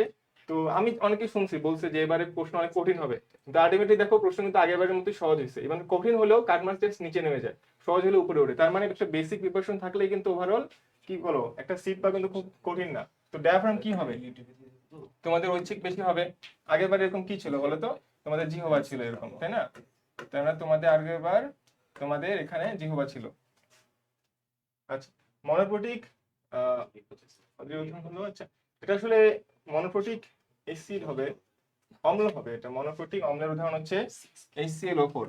কেন? কারণ এখানে একটা প্রোটন দিচ্ছে, এখানে কয়টা প্রোটন বলো তো, দুইটা দুইটা দুইটা, সবগুলোতে কিন্তু দুইটা প্রোটন আছে, আর এখানে একমাত্র যেখানে একটাই প্রোটন, তাহলে মনোপ্রোটিক কি হবে, HClO4 হবে, পারক্লোরিক অ্যাসিড। আচ্ছা, ভূমিকম্প, দেখো এবার কিন্তু আমরা শিওর ছিলাম যে ভূমিকম্প থেকে একটা প্রশ্ন আসবে, এবার কিন্তু আসছে, কিন্তু এত স্পেসিফিক আসেনি যে কোন ডেটে কোন ভূমিকম্প হয়েছে, এরকম আসেনি, মাত্রাও আসেনি। আসছে কি যে তোমার কি কারণে হয়, তো এটা আসলে আগে থেকেই জানা যে টেকটনিক প্লেটের সীমানার কারণে, কারণ টেকটনিক প্লেট গুলো একের উপর থাকে, স্লাইড করার কারণে তখন আসলে ভূমিকম্প হয়। তো এই বিষয়টা আসলে এখান থেকে প্রশ্ন আসছে, খুবই সহজ প্রশ্ন আসলে, কিন্তু যেটা বললাম মাথাটা ঠান্ডা রাখতে হবে তাহলেই হবে। আচ্ছা, he had to suffer for his sin, keeping the same meaning। আচ্ছা, had to একটু খেয়াল করো তো, এখানে had to টা একটু খেয়াল করো, এরকম কোনো নিয়ম কি পড়া আছে তোমাদের? had to, তাহলে had to হলে কি হবে, could not but, তাই না? had to হলে কি হবে, could not but suffer for his sins। ঠিক আছে, এটা তো সহজ, ইংলিশের সহজ থেকে আসছে আসলে। আচ্ছা, বাংলাদেশের অধিক আখ উৎপাদনকারী জেলার নাম, আচ্ছা এটা তো রাজশাহী হবে, এটা আসলে জিকে প্রশ্ন। আর খুব এটা আসলে কোনো আমি বিশেষ প্রশ্ন দেখি নাই, বেশিরভাগ দেখা যায় অন্যগুলো বিশেষ প্রশ্ন মোটামুটি সেই লেভেল থেকে আসছে, বাট বিশেষ করে এগুলো থেকে আমরা কম পড়ি, নর্মালি দেখা যায় আমরা বাংলাদেশ পার্টে বেশি পড়ি, তবে এখান থেকে আমাদের দেখা যায় কি কম পড়ার কারণে এগুলো একটু ভুল হয়। ঠিক আছে, এটা আপাতত বলা যায় যে যারা পারছো তারা ভালো করছো। You should never look down, আচ্ছা লুক ডাউনে মনে রাখবা, লুক ডাউনের পরে একটা প্রিপোজিশন হবে, এই প্রিপোজিশনটা এখানে নাই, সেটা কি হবে, লুক ডাউন আপন হবে। আচ্ছা, স্বাদের সাথে সম্পর্কিত, এটা আমি এমনিতেও পড়াই, বা তোমরা যারা পড়ছো তারা জানো যে এখানে সতে স্বাদ আর এখানে ফেসিয়ালেও স আছে, দেখো ফেসিয়ালে দেখবা স আছে, আর ফেসিয়াল মানে হচ্ছে তোমার স্বাদ, আর একটা হচ্ছে কি আমাদের মুখে যে পেশিগুলো আছে সেগুলোকে সঞ্চালন করতে সাহায্য করে কে, ফেসিয়াল নার্ভ। এটা কত নাম্বার নার্ভ, এটা হচ্ছে আমাদের 7 নাম্বার নার্ভ। আচ্ছা, এরপরে ভারতের চিকেন নেক, আচ্ছা এখন এটার অ্যান্সার নিয়ে অনেক একটু কন্ট্রোভার্সি আছে, তবে আমরা এখানে বেস্ট অ্যান্সার হচ্ছে পঞ্চগড়, আসলে দেখেই বোঝা যায় চিকেন নেকের কাছাকাছি সবচেয়ে বেস্ট অ্যান্সার হচ্ছে পঞ্চগড়। আচ্ছা, চিকেন নেকের সবচেয়ে কাছাকাছি এটা পঞ্চগড়ই হবে। আচ্ছা, আচ্ছা এই পারসন আনএবল টু পে, আচ্ছা এটা ব্যাংকরাপ্ট হবে, এটা আমরা সবাই জানি। এটা দেখে বোঝা যায় আসলে যে তুমি যদি ডেপ্থের মধ্যে পড়ে যাও, যদি তুমি শোধ করতে না পারো তা তোমাকে ব্যাংকরাপ্ট বলা হবে। আচ্ছা, দেয়ার সিনোনিম আইডিয়াল, আইডিয়াল এখানে মনে হতে পারে সবই অ্যান্সার হবে, কিন্তু আসলে সব অ্যান্সার হবে না, এখানে বেস্ট অ্যান্সারটা হচ্ছে পারফেক্ট, বাকিগুলো দেখে মনে হতে পারে, বাট আইডিয়াল বলতে পারফেক্টই বোঝানো হয়, কারেক্ট বলতে সেটা ঠিক, বাট আইডিয়াল মানে হচ্ছে কি, মানে একদম একই রকম পারফেক্ট হবে আর কি, ওয়ার্ডের সাথে একটু মিল রাখতে হবে। আচ্ছা, যে বিক্রিয়ার দ্বারা সাদৃশ্যপূর্ণ উচ্চতর অ্যালকেন, আচ্ছা উচ্চতর অ্যালকেন হচ্ছে এটা এটা একই হবে, ওখানে উচ্চতর উ আছে, এখানে আমাদের উডস বিক্রিয়া উ আছে। আর যদি বলতাম যে নিম্নতর অ্যালকেন কিভাবে তৈরি করা যায়, তাহলে সেটা কি হতো, তাহলে সেটা হইতো ডি কার্বক্সিলেশন। তো এখানে কি হচ্ছে, উচ্চতর হচ্ছে উডস বিক্রিয়া হবে। আচ্ছা আচ্ছা, পৃথিবীর ওজোন স্তরে ক্ষয় করে। আচ্ছা, ওজোন স্তরের মেইন কাজই হচ্ছে তোমাদের যে ইউভি রে আছে না, এই ইউভি রে কে সে হচ্ছে ব্লক করে, ইউভি রে কে ব্লক করে কে তোমাদের এই ওজোন স্তর। এখন ওজোন স্তর যদি ঠিক মতো কাজ না করে, তাহলে কি হবে, তোমাদের এই ইউভি রে তোমার ত্বকের ক্যান্সার সৃষ্টি করবে, ঠিক আছে, সে ত্বকের ক্যান্সার সৃষ্টি করবে। তো এখান থেকে এটা খুব সহজ প্রশ্ন, একটু একটু ঘুরাই আসছে আসলে, মানে এখান থেকে সরাসরি প্রশ্ন না দিয়ে একটু তোমাকে ইনটিউশন দিয়ে তোমাকে বের করতে হবে। আচ্ছা, যে পর্বে প্রাণীদের মধ্যে দ্বিপার্শ্বীয়, এটা তো খুব সহজ প্রশ্ন আসলে, ফার্স্ট চ্যাপ্টার থেকে এই প্রশ্নগুলি আসলে উদাহরণ দিয়ে এগুলো প্রশ্নই আসে, এবারও এইভাবে আসছে, দ্বিপার্শ্বীয় কর্ডাটা হবে, ঠিক আছে, এটা সোজা। তারপরে ভ্রূণ থেকে মায়ের শরীরে পরিবেশ, এখন দেখো ভ্রূণ থেকে যেটা খারাপ সেটা হচ্ছে মায়ের দেহে যায়, আর মায়ের দেহে যেটা ভালো সেটা ভ্রূণে যায়। তো ভ্রূণ থেকে কোন জিনিসটা এখানে মনে হচ্ছে তোমার খারাপ, দেখো লিপিড তো এটা তোমার লাগবে, গ্লুকোজও লাগবে, অক্সিজেনও লাগবে, কোনটা লাগবে না, কার্বন ডাই অক্সাইড, তাহলে এটাই তোমার অ্যান্সার। আচ্ছা, অপটিক্যাল ফাইবারের প্রধান উপাদান, অপটিক্যাল ফাইবার এটা আমরা জানি, এটা অনুশীলনী প্রশ্ন সরাসরি। এবার কিন্তু অনেকে বলছিল যে অনুশীলনী থেকে প্রশ্ন আসবে না, বাট দেখো এবারে কিন্তু অনেক প্রশ্নই আসছে যেগুলো অনুশীলনী থেকে আসছে, ঠিক আছে, অনুশীলনী থেকে প্রতিবারই আসবে, এটা বোর্ডে বলো বা তুমি তোমার মেডিকেল বলো, ইভেন ভার্সিটিতেও কিন্তু অনুশীলনী থেকে প্রচুর প্রশ্ন আসে, ঠিক আছে। আচ্ছা, ক্যালোরিফিক মানের আচ্ছা বিচার, সবচেয়ে ভালো কয়লা এটা আমরা জানি, অ্যানথ্রাসাইট কয়লা, খুব সহজ জিনিস, কঠিন কিছু না। আচ্ছা, পৃথিবীর মুক্তিবেগ, এটা আসলে এটা অনুশীলনী প্রশ্ন, দেখো 11.2 কিলোমিটার পার সেকেন্ড, খুবই সহজ প্রশ্ন, ওই অনুশীলনী থেকে আসছে, বেশিরভাগ দেখো অনুশীলনী থেকে আসছে। আচ্ছা, যে ভারী ধাতুর কারণে ব্ল্যাক ফুড ডিজিজ হয়ে থাকে, এখন দেখো এইটাও কিন্তু ওই যে আমরা বলি না লাস্টে প্রথম সেকেন্ড পার্টের প্রথম চ্যাপ্টারে যে প্রশ্নগুলো আছে ওখান থেকে কিন্তু আসছে, এটা আর্সেনিক হবে অ্যান্সার, খুবই সোজা। আর বাকিগুলো দেখো, ক্যাডমিয়াম কিন্তু বলে রাখছিলাম, ক্যাডমিয়াম মানে হচ্ছে হাড্ডি, তোমার মানে হাড়ে যত ধরনের রোগ সেটা হচ্ছে ক্যাডমিয়াম। আর লেড আর ক্রোমিয়াম এটা কিন্তু বলে রাখছে, ক্রোমিয়ামের র আছে রক্ত শূন্যতা, এদিকে আর্সেনিক কি হবে, আর্সেনিকের ক্ষেত্রে আমরা জানি যে ব্ল্যাক ফুড ডিজিজ হবে, ঠিক আছে, কেরাটিনাইজেশন হবে। তো এগুলো হচ্ছে, এগুলো কিন্তু পড়ানো জিনিস, প্রতিটা জিনিসই প্রতিটা কোচিং এ এগুলো পড়ানো হয়। তো এবারের প্রশ্ন আসলেই খুব সহজ হয়েছে। আচ্ছা, দুটি বস্তুর ঘর্ষণের ফলে উৎপন্ন তাপ, আচ্ছা এটা অপ্রত্যাবর্তী হবে, কারণ তুমি একবার চিন্তা করো, রুদ্ধতাপকে কখন বলা হবে, যখন হঠাৎ করে কোনো একটা জিনিস হবে, সমস্যা হচ্ছে যখন তাপমাত্রা সেম থাকবে। আর প্রত্যাবর্তী মানে কি, প্রত্যাবর্তী আসলে অনেক কম উদাহরণ, বেশিরভাগ যত কিছু হচ্ছে সবই কিন্তু অপ্রত্যাবর্তী হবে। আচ্ছা দেখো, একজন মেডিকেল শিক্ষার্থী, দেখো আমরা কিন্তু বলছিলাম যে মানবিক নিয়ে খুব মাথা না ঘামাইতে, কারণ এগুলো প্রথম প্রশ্ন, এই প্রথম প্রশ্ন দেখা যাবে যে কমন ফেলানো খুব কঠিন হবে, কারণ আমরা প্যাটার্ন জানি না। তো এবার দেখো এই প্রশ্নগুলো তো এইভাবেই আসছে, ঠিক আছে, এখান থেকে আইকিউ মূলক প্রশ্ন আসে না, জাস্ট সিম্পল একটা তোমার চিন্তা ভাবনা কিরকম হওয়া উচিত একজন ডাক্তার হিসেবে, সেটাই। মেডিকেল শিক্ষার্থী কোর্সের মধ্যে দেখো, এটা অনেক সময় প্রায় বছরই হয় যে পড়াশোনার চাপে গুরুতরভাবে অবসাদগ্রস্ত হয়ে পড়ছে, তার কি করা উচিত। দেখো ভর্তির আগেই কিন্তু তার একটা, এটা সময় তোমরা জানো, সবাই জানো যে মেডিকেল একটা চাপ থাকে, ঠিক আছে, এটা আমাদের সবারই জানা কথা, কিন্তু দেখো এই সহজ প্রশ্ন আসছে না বলো, এটা তো সহজেই জানা যায়, সহজেই বোঝা যায় যে তোমার ভর্তির আগে শিক্ষার চাপ বিষয়ে একটা সচেতন হতে হবে, এটা খুব সহজেই বোঝা যায়। আচ্ছা, এটা আচ্ছা, আমি তবে বলবো যে অনেকখানে আসলে দেখা গেছে যে শিক্ষকদের সাহায্য নেওয়াটা এটাকে প্রিফার করে অনেকে, এবং আমরা সবাই মিলে এটাকে আমরা প্রিফার করি, যদি এটা মনে হচ্ছে, বাট আমরা প্রিফার করি যেন বিটাই হচ্ছে মানে মোটামুটি এটা দেওয়া যায়।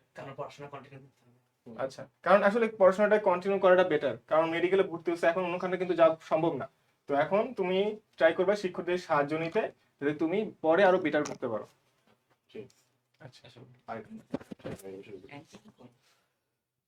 ওকে, ঠিক আছে, আমরা বাকি প্রশ্নগুলো সলভ করব, বাকি প্রশ্নগুলো সবাই একটু খেয়াল করো, নেক্সট কোশ্চেনে চলে যাচ্ছি। তো এটা আসলে কি, এটা মানে বেসিক্যালি এটা মানে কম্পারেটিভলি আমরা যে চিন্তা করি তাহলে এটা বেস্ট অ্যান্সার বলে আমরা ধরে নিচ্ছি বিটা কি। চলো এরপর একটা মানব জিনোম প্রকল্প সমাপ্ত ঘোষণা করা হয় কত সালে, যেহেতু দেখো এটা কিন্তু জিকে প্রশ্ন, এখন তুমি এটা এমন হতে পারে যে সরাসরি বোটানের মধ্যে আমাদের নতুন যে এডিশনের বই, এই যে আবুল হাসান স্যারের বই, একদম পারফেক্টলি যে আবুল হাসান স্যারের বইয়ের মধ্যে তোমার যদি কেউ 2-1 এডিশন আগে ফলো করো দেখবে ওই বই নাই। সো আলটিমেটলি তোমার জিকের মতো করে তুমি কাউন্ট করতে পারো, বাট যদি তুমি এটা না পারো, এটা নিয়ে কোনো আফসোস করার কিছু নাই। এটা 2003 সালে না পারলে দেখো কিছু প্রশ্ন এমন থাকেই তুমি হয়তো বা নাও পারতে পারো, দেন ওটার জন্য তোমার আসলে চান্স মিস হবে না। সো এগুলো নিয়ে কোনো প্যারা নিও না। চলে আসি পরের প্রশ্ন। দেখো এরিথ্রোপয়েটিন উৎপন্ন হয়। এরিথ্রোপয়েটিন তোমরা জানো এটা একটা হরমোন। এই হরমোনটা তৈরি হয় কিন্তু বৃক্কে, আর কাজ করে অস্থিমজ্জায়। ওকে, আমার খুবই ইম্পর্টেন্ট ছিল এরিথ্রোপয়েটিন। এরিথ্রো মানে আরবিসি, এরিথ্রোপয়েটিন উৎপন্ন হয় কোথায়? উৎপন্ন হয় হচ্ছে বৃক্কে, আর কাজ করবে অস্থিমজ্জায়। সো আলটিমেটলি এখানে উত্তর হচ্ছে বৃক্ক। এই হরমোনটা কিন্তু খুবই ইম্পর্টেন্ট ছিল বৃক্ক অধ্যায়। I could hardly make out the traffic signs through the fog. The underlined phrase means এই যে make out এখানে আসলে কি, এটা অর্থ হচ্ছে যে মানে আমি এই কুয়াশার মধ্য দিয়ে আমি আসলে চিনতেছি না, আমি যে ট্রাফিক সিগন্যালের যে সাইনগুলো আছে আমি এগুলো চিনতে পারতেছি না। সো উত্তর হচ্ছে আলটিমেটলি এটা হচ্ছে তোমার এই যে রিকগনাইজ। আমরা দেখতে মানে আমি বুঝতে পারছি না যে আসলে এখানে সাইনগুলো কি আছে। সো আমরা এখানে বেস্ট অ্যান্সার হিসেবে আমরা এখানে রিকগনাইজটাকেই নিচ্ছি। চলে আসি এরপর একটা। দেখো মোটরসাইকেলে ব্যবহৃত সিএনজিতে বিদ্যমান মিথেন গ্যাসের শতকরা পরিমাণ। মোটরসাইকেল সিএনজি গ্যাস, আমরা যে সিএনজি গ্যাসটা কিন্তু খুব ভালো করে আমরা পড়েছি, হ্যাঁ, সিএনজি কমপ্রেস ন্যাচারাল গ্যাস। তো এই সিএনজিতে মিথেন গ্যাস খুবই বেশি পরিমাণে গ্যাস মিথেন গ্যাসই থাকে। তো মিথেন গ্যাসের পরিমাণ হচ্ছে এভারেজ 95 থেকে 99। তো দেখো এখানে কিন্তু তোমাকে প্যাচ লাগানোর জন্য দুইটা অপশন দেওয়া আছে, দুইটা কিন্তু 95 দিয়ে শুরু হয়েছে। তো আলটিমেটলি কিন্তু খেয়াল রাখতে হবে, লাস্টের পয়েন্টটাও কিন্তু খুব ইম্পর্টেন্ট। আচ্ছা, একজন শিক্ষার্থী নিজে পরীক্ষায় অকৃতকার্য হলেও বন্ধুর সফলতায় তাকে অভিনন্দন জানালো সে একজন কি? তো নিজে খারাপ করেছে কিন্তু বন্ধুর সফলতায় সে আসলে ভালোভাবে তাকে অভিনন্দন জানিয়েছে। এটা আসলে সৌজন্যতা বোধ। আমরা বলি না যে বিন্দুমাত্র সৌজন্যতা থাকা উচিত, যে আমরা একটু নিজে খারাপ করলো আরেকজনকে আমি মোটামুটি অভিনন্দন জানালাম যে না ফাইন, সমস্যা নেই। এই যেটা হচ্ছে সৌজন্যপূর্ণ ব্যক্তি, হ্যাঁ, সৌজন্যপূর্ণ ব্যক্তি, সে হচ্ছে সৌজন্যতা বোধ প্রকাশ করেছে। চলে আসে এরপরে শাপলা যে শ্রেণীর জলজ উদ্ভিদ। দেখো জলজ উদ্ভিদগুলো উদাহরণ বরাবরের মতোই পরীক্ষার জন্য ইম্পর্টেন্ট। তোমরা এটা যদি কেউ এমনিতেও না পারো কোনো সমস্যা নেই, তোমরা মোটামুটি যদি তোমাদের শাপলা ফুলের গাছ তোমরা দেখে থাকো মোটামুটি আইডিয়া করতে পারবা। মূলাবদ্ধ পত্র ভাসমান, উপরে কিন্তু পত্র ভাসমান অবস্থায় আছে, মূলাবদ্ধ পত্র ভাসমান। আচ্ছা, চলে আসে এরপরে অগ্ন্যাশয়ের আলফা কোষ। অগ্ন্যাশয়ের 4টা কোষ খুবই ইম্পর্টেন্ট ছিল বরাবর পৃথিবীর মানে সবচেয়ে বেশি ইম্পর্টেন্ট বলতে গেলে ওই অধ্যায়ের অংশগুলোর মধ্যে আলফা ও বিটা। আলফা কোষ থেকে গ্লুকাগন, বিটা কোষ থেকে ইনসুলিন, পিপি কোষ থেকে প্যানক্রিয়াটিক লেপ্টের বা গামা কোষ। লাইপেজ তো এখানে সম্পর্কই নাই, কারণ লাইপেজ হচ্ছে এই আইলেটস ও ল্যাঙ্গারেন্সের বাইরে। মানবদেহের সবচেয়ে কঠিন আবরণ। মানবদেহের সবচেয়ে কঠিন আবরণ, দেখো এখানে পেরিকার্ডিয়াম আছে, হার্টের আবরণ অবশ্যই সফট। পেরিকন্ড্রিয়াম তরুণাস্থির আবরণ। তোর এটা একটু মনে হতে পারে অনেকের কাছে, কিন্তু পেরিকন্ড্রিয়াম কিন্তু মনে রাখবা তরুণাস্থি নিজেই কিন্তু নরম কম্পারেটিভলি অস্থির তুলনায়। সেই হিসেবে পেরিকন্ড্রিয়াম তো এই তরুণাস্থির উপরে অত বেশি স্ট্রেংথ নাই, কেন ফাইবার আছে, কোলাজেন ফাইবার, এর পরিমাণ কিন্তু একটু সামান্য কম থাকে। দাঁতের এনামেল, দাঁতের শক্ত উপরে অংশটা যেটা আমরা দেখতে পাই, দাঁতের উপরে সাদা যে কালারটা আমরা দেখতে পাই, দাঁতের এনামেল, এটা হচ্ছে সবচেয়ে কঠিন আবরণ। কারণ দাঁতের এনামেলের পরে ডেন্টিন, তারপরে তো তোমাদের প্রশ্ন আসছে পাল্পের মধ্যে রক্তনালী আছে। ওকে, ফ্লেমিং এর বামহস্ত নিয়ম। ফ্লেমিং এর এই প্রত্যেকটা নিয়ম হচ্ছে আমরা ক্লাসের মধ্যে সুন্দর করে বলে দিছিলাম যে এই নিয়মগুলো কোনটা কি করে, কোন নিয়মটার মাধ্যমে আমরা কোনটা বাই করি। তাহলে বামহস্ত নিয়মের মাধ্যমে আমরা মূলত পরিবাহীর বিক্ষেপ দেখি, পরিবাহীতে বিক্ষেপ দেখি। হ্যাঁ, আমরা বামহস্ত নিয়ম বলো এবং ডানহস্ত নিয়ম 1, 2 এগুলো সবগুলো কিন্তু ক্লাসের মধ্যে বলা হয়েছে। তো আসলে সবগুলো এমন প্রশ্নগুলোই আছে যেগুলো আসলে মোস্ট ইম্পর্টেন্ট প্রশ্ন। তো আশা করি সবাই মোটামুটি এগুলো উত্তর করতে পেরেছো। এসটিপিতে কোনো গ্যাসের মোলার আয়তন। এসটিপি এবং এসএটিপি খুব ভিতরের প্রশ্ন আসতে পারতো না, এসে একদম গ্রস প্রশ্ন আসছে। এসটিপিতে গ্যাসের মোলার আয়তন 22.414 লিটার। সো 22.4, যদি আমাদের এসএটিপি বলতো তাহলে আমাদের 24 ওইটা হইতো, বাট আলটিমেটলি উত্তর হচ্ছে 22.414। বাকিগুলো সুযোগও নেই, দেখো বাকিগুলো 24.78 নয়। তো ওইটা হইতে পারতো এসএটিপি বললে, বা যদি এসটিপি বলছে আমাদের নর্মাল নর্মাল যে 0°C ওই টেম্পারেচারের মধ্যে 22.414 লিটার, খুবই ইজি। হ্যাঁ, চলে আসে এরপরে চট্টগ্রামের শাহাদাত বরণকে জুলাই শহীদ হলেন। মোটামুটি সবাই বিগত 1.5 বছরে এগুলো অন্তপক্ষে সবাই মানে মোটামুটি পড়া হয়ে গেছে। আমরা যে আবু সাইদ প্রথমে, এরপর হচ্ছে ওই দিনই কয়েক ঘন্টার মধ্যে মারা গেছেন ওয়াসিম হচ্ছেন চট্টগ্রামের একজন নেতা ছিলেন। তো এই ওয়াসিম বেশ মানে জনপ্রিয় নাম বাংলাদেশে, প্রত্যেকটা নামই মোটামুটি জনপ্রিয়। তো চট্টগ্রামের শহীদ প্রথম হয়েছেন ওয়াসিম, এবং বাংলাদেশে তিনি ছিলেন দ্বিতীয় শহীদ। খুবই অল্প সময়ের মাঝে আসলে তিনি মারা যান আবু সাইদের ওই দিনই। চলে আসে এরপরে তড়িৎ ক্ষেত্রে কোনো নির্দিষ্ট বিন্দুতে স্থাপিত একটি একক ধনাত্মক আধান যে বল অনুভব করে। উত্তর হচ্ছে তড়িৎ প্রাবল্য। ইজি, তড়িৎ প্রাবল্য সংজ্ঞা থেকে আসছে। চলে আসে এরপরে ফেরিক ক্লোরাইড দ্রবণের সাহায্যে শনাক্ত করা যায়। আমরা জৈবযৌগ পড়ার সময় জৈবযৌগের প্রত্যেকটা টপিকে কিন্তু আমরা অবশ্যই আমরা শনাক্তকরণটা পড়ি, কারণ এই শনাক্তকরণ থেকে প্রিভিয়াসলি অনেকবার মেডিকেলে প্রশ্ন আসছে। কখনো গ্লিসারিন আসছে, কখনো দেখা ডেটল, মানে ঘুরে ফিরে শনাক্তকরণ থেকে প্রশ্ন সারা পছন্দ করে। শনাক্তকরণ এবং পলিমারকরণ থেকেও কিন্তু মেডিকেলে প্রশ্ন আসে। খেয়াল করে দেখো ফেরিক ক্লোরাইডের সাহায্যে শনাক্ত করা যায়, উত্তর হচ্ছে ফেনল। খুবই কমন প্রশ্ন আসছে, কারণ তুমি দেখো তুমি আর কিছু না পারলেও কিটোন অ্যালডিহাইড হবে না শিওর। আর অ্যাস্টারের জন্য তো আলাদা তুমি অনেক সুন্দর সুন্দর করে অ্যাস্টার গুলোর নাম মুখস্থ করছো, কোন ফলে কি থাকে এগুলো পড়ছো, ওই সময় তুমি ফেরিক ক্লোরাইড পড়ো নাই।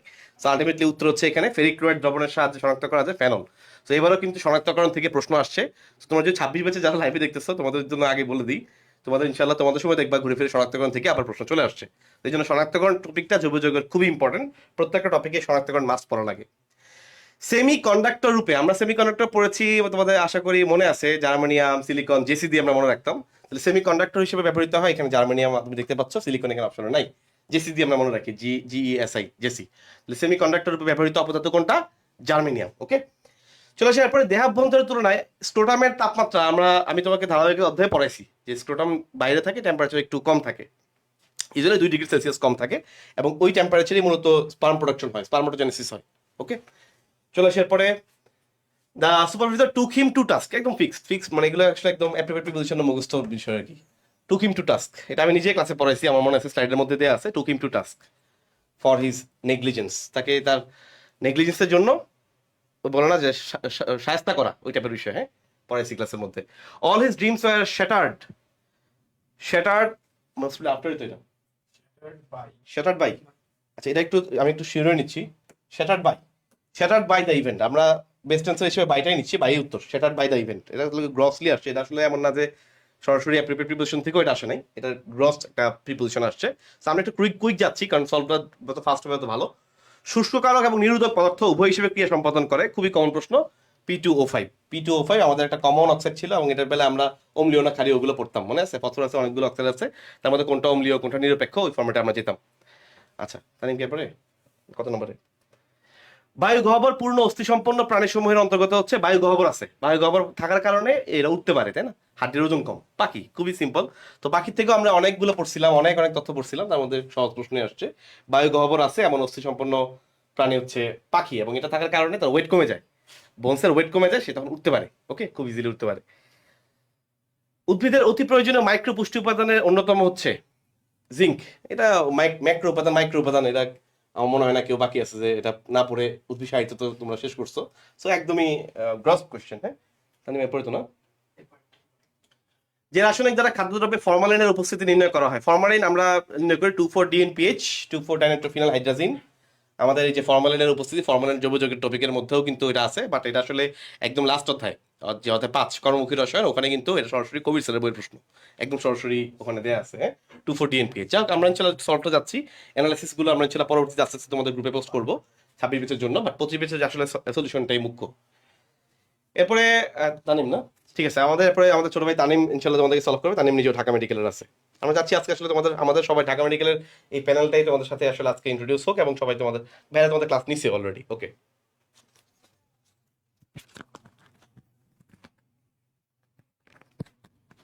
আসসালামু আলাইকুম সবাইকে, কি অবস্থা তোমাদের? এতক্ষণ আমরা কিন্তু 85টার মতো প্রশ্ন সলভ করে ফেললাম, তাই না? খুবই দ্রুত গতিতে। তো এখন যে প্রশ্নগুলো আছে এগুলো কিন্তু মোটামুটি অনেক সহজ, বেশ করে তারা 27 ব্যাচ আছে, তাই না? তোমাদের মনে হতে পারে যে এই তো ভাইয়া এই প্রশ্নটা আমরা তো মাত্রই করলাম, তাপগতিবিদ্যার একটা প্রশ্ন, যে ফারেনহাইট এবং সেলসিয়াস স্কেলে তাপমাত্রা একই পার্ট পাওয়া যাবে কোনখানে, তাই না? এটা ক্যালকুলেশন করতে পারো তুমি। তবে আমি যেটা মনে করি, এটা একদম মাথায় রাখা ভালো, যে -40°C তাপমাত্রায় কি হয়, যেটা -40°C ওটাই আসলে -40°F। এটা তুমি এই যে সূত্রটা আছে সেটা আমরা কি জানি, C/5 = F - 32 / 9। এখানে যদি তুমি দুই পাশে x বসাও, x বসানোর পর ক্যালকুলেশন করো, তাহলেও বের করতে পারবা। তবে আমরা এখানে ক্যালকুলেশন যাব না, এটা একদম বইয়ের লাইন থেকে, বুঝছো?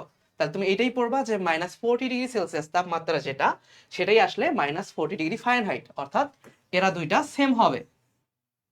তাহলে ভাইয়া তোমাদের পাশাপাশি আরেকটা বিষয় বলে দিক এখান থেকে কাছাকাছি, সেটা হচ্ছে তোমার ফারেনহাইট এবং কেলভিন স্কেল আসলে সমান হয় 574.25 ডিগ্রিতে। তাহলে ফারেনহাইট আর সেলসিয়াস হয় -40-এ, আর ফারেনহাইট আর কেলভিন হয় 574.25-এ। আচ্ছা, গ্লাইকোলাইসিস প্রক্রিয়া নিয়ন্ত্রণকারী এনজাইম কোনটা? আমরা জানি গ্লাইকোলাইসিসের অ্যালোস্টেরিক এনজাইম অ্যালোস্টিক এনজাইম মানে কি, যে এনজাইমটা দিয়ে তুমি এই প্রক্রিয়াটা নিয়ন্ত্রণ করতে পারো, সেটা হচ্ছে ফসফোফ্রুক্টোকাইনেজ।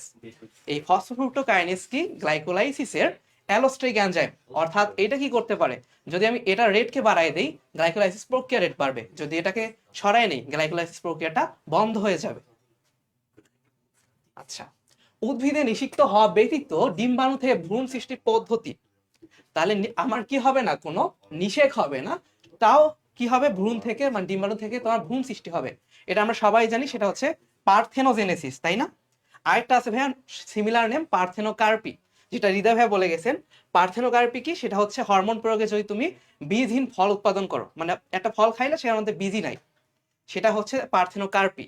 আর ভ্রূণ সৃষ্টিটা সেটা হচ্ছে পার্থেনোজেনেসিস।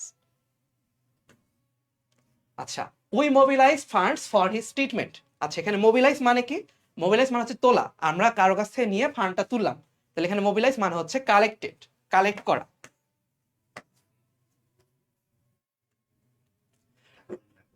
রক্ত জমাট বাঁধাকে সাহায্যকারী আয়নের নাম কি? আমরা জানি রক্ততন্ত্রের 13টা ফ্যাক্টর আছে, তাই না?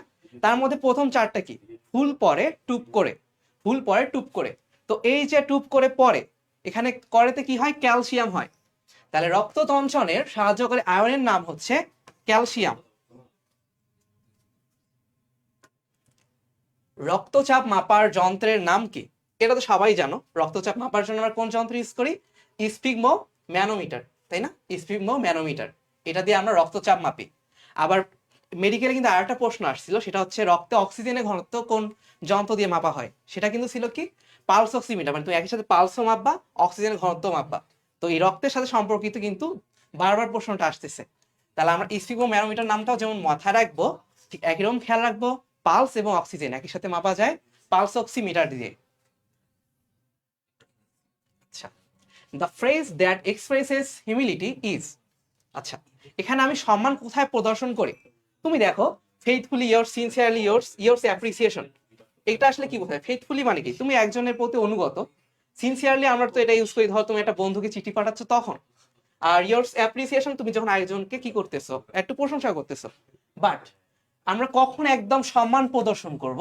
সম্মান প্রদর্শন করতে গেলে আমরা এটা লিখি যে ইয়ার্স রেসপেক্টফুলি, তাই না? যে ইয়ার্স রেসপেক্টফুলি, আমি আপনার বাংলায় যখন লিখি কি লিখি, জনাব বা মহোদয়, বিনীত নিবেদন, ঠিক এইরকম ইয়ার্স রেসপেক্টফুলি।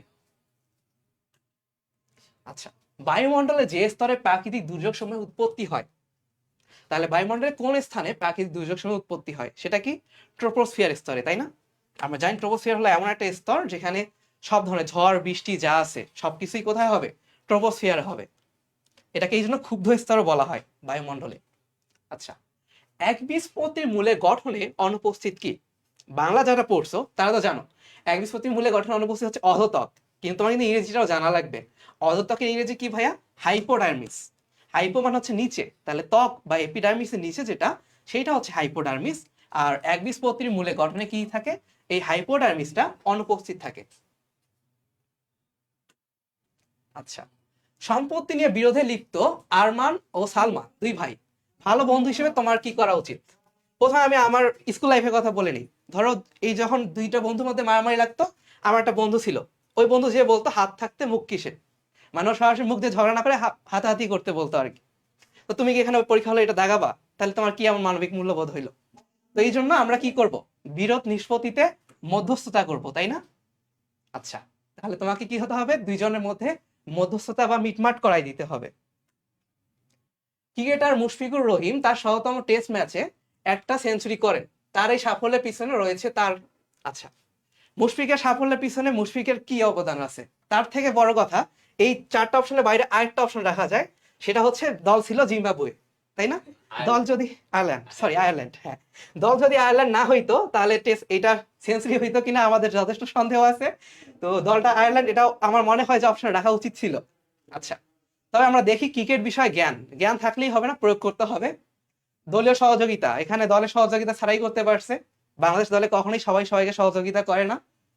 আচ্ছা, সহজাত প্রতিভা, সহজাত তো জন্মগত, মাঠে না গেলে জন্মগত প্রতিভা দিয়ে কোনো লাভ নেই, বুঝছো? এটাই বলে যে ধরো শচীন টেন্ডুলকার যদি গান গাইতো, এটা কি কোনো লাভ হইতো না? তাহলে এটা কি অনুশীলনের মাধ্যমেই মুশফিকুর রহিম ধরো এই বয়সে এসেও এই ধরনের একটা কাজ করতে পারছে।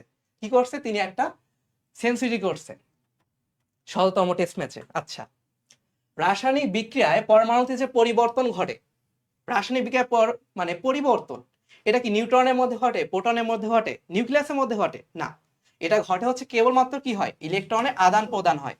একদম ক্লাস 6-এ যখন আমরা রাসায়নিক বিক্রিয়া পড়ছি আমরা দেখতাম প্লাস মাইনাস হইতো, একটা প্লাস হয়ে যাইতো, একটা মাইনাস হইতো, হয়ে কি হইতো, সোডিয়াম ক্লোরাইড হয়ে যাইতো।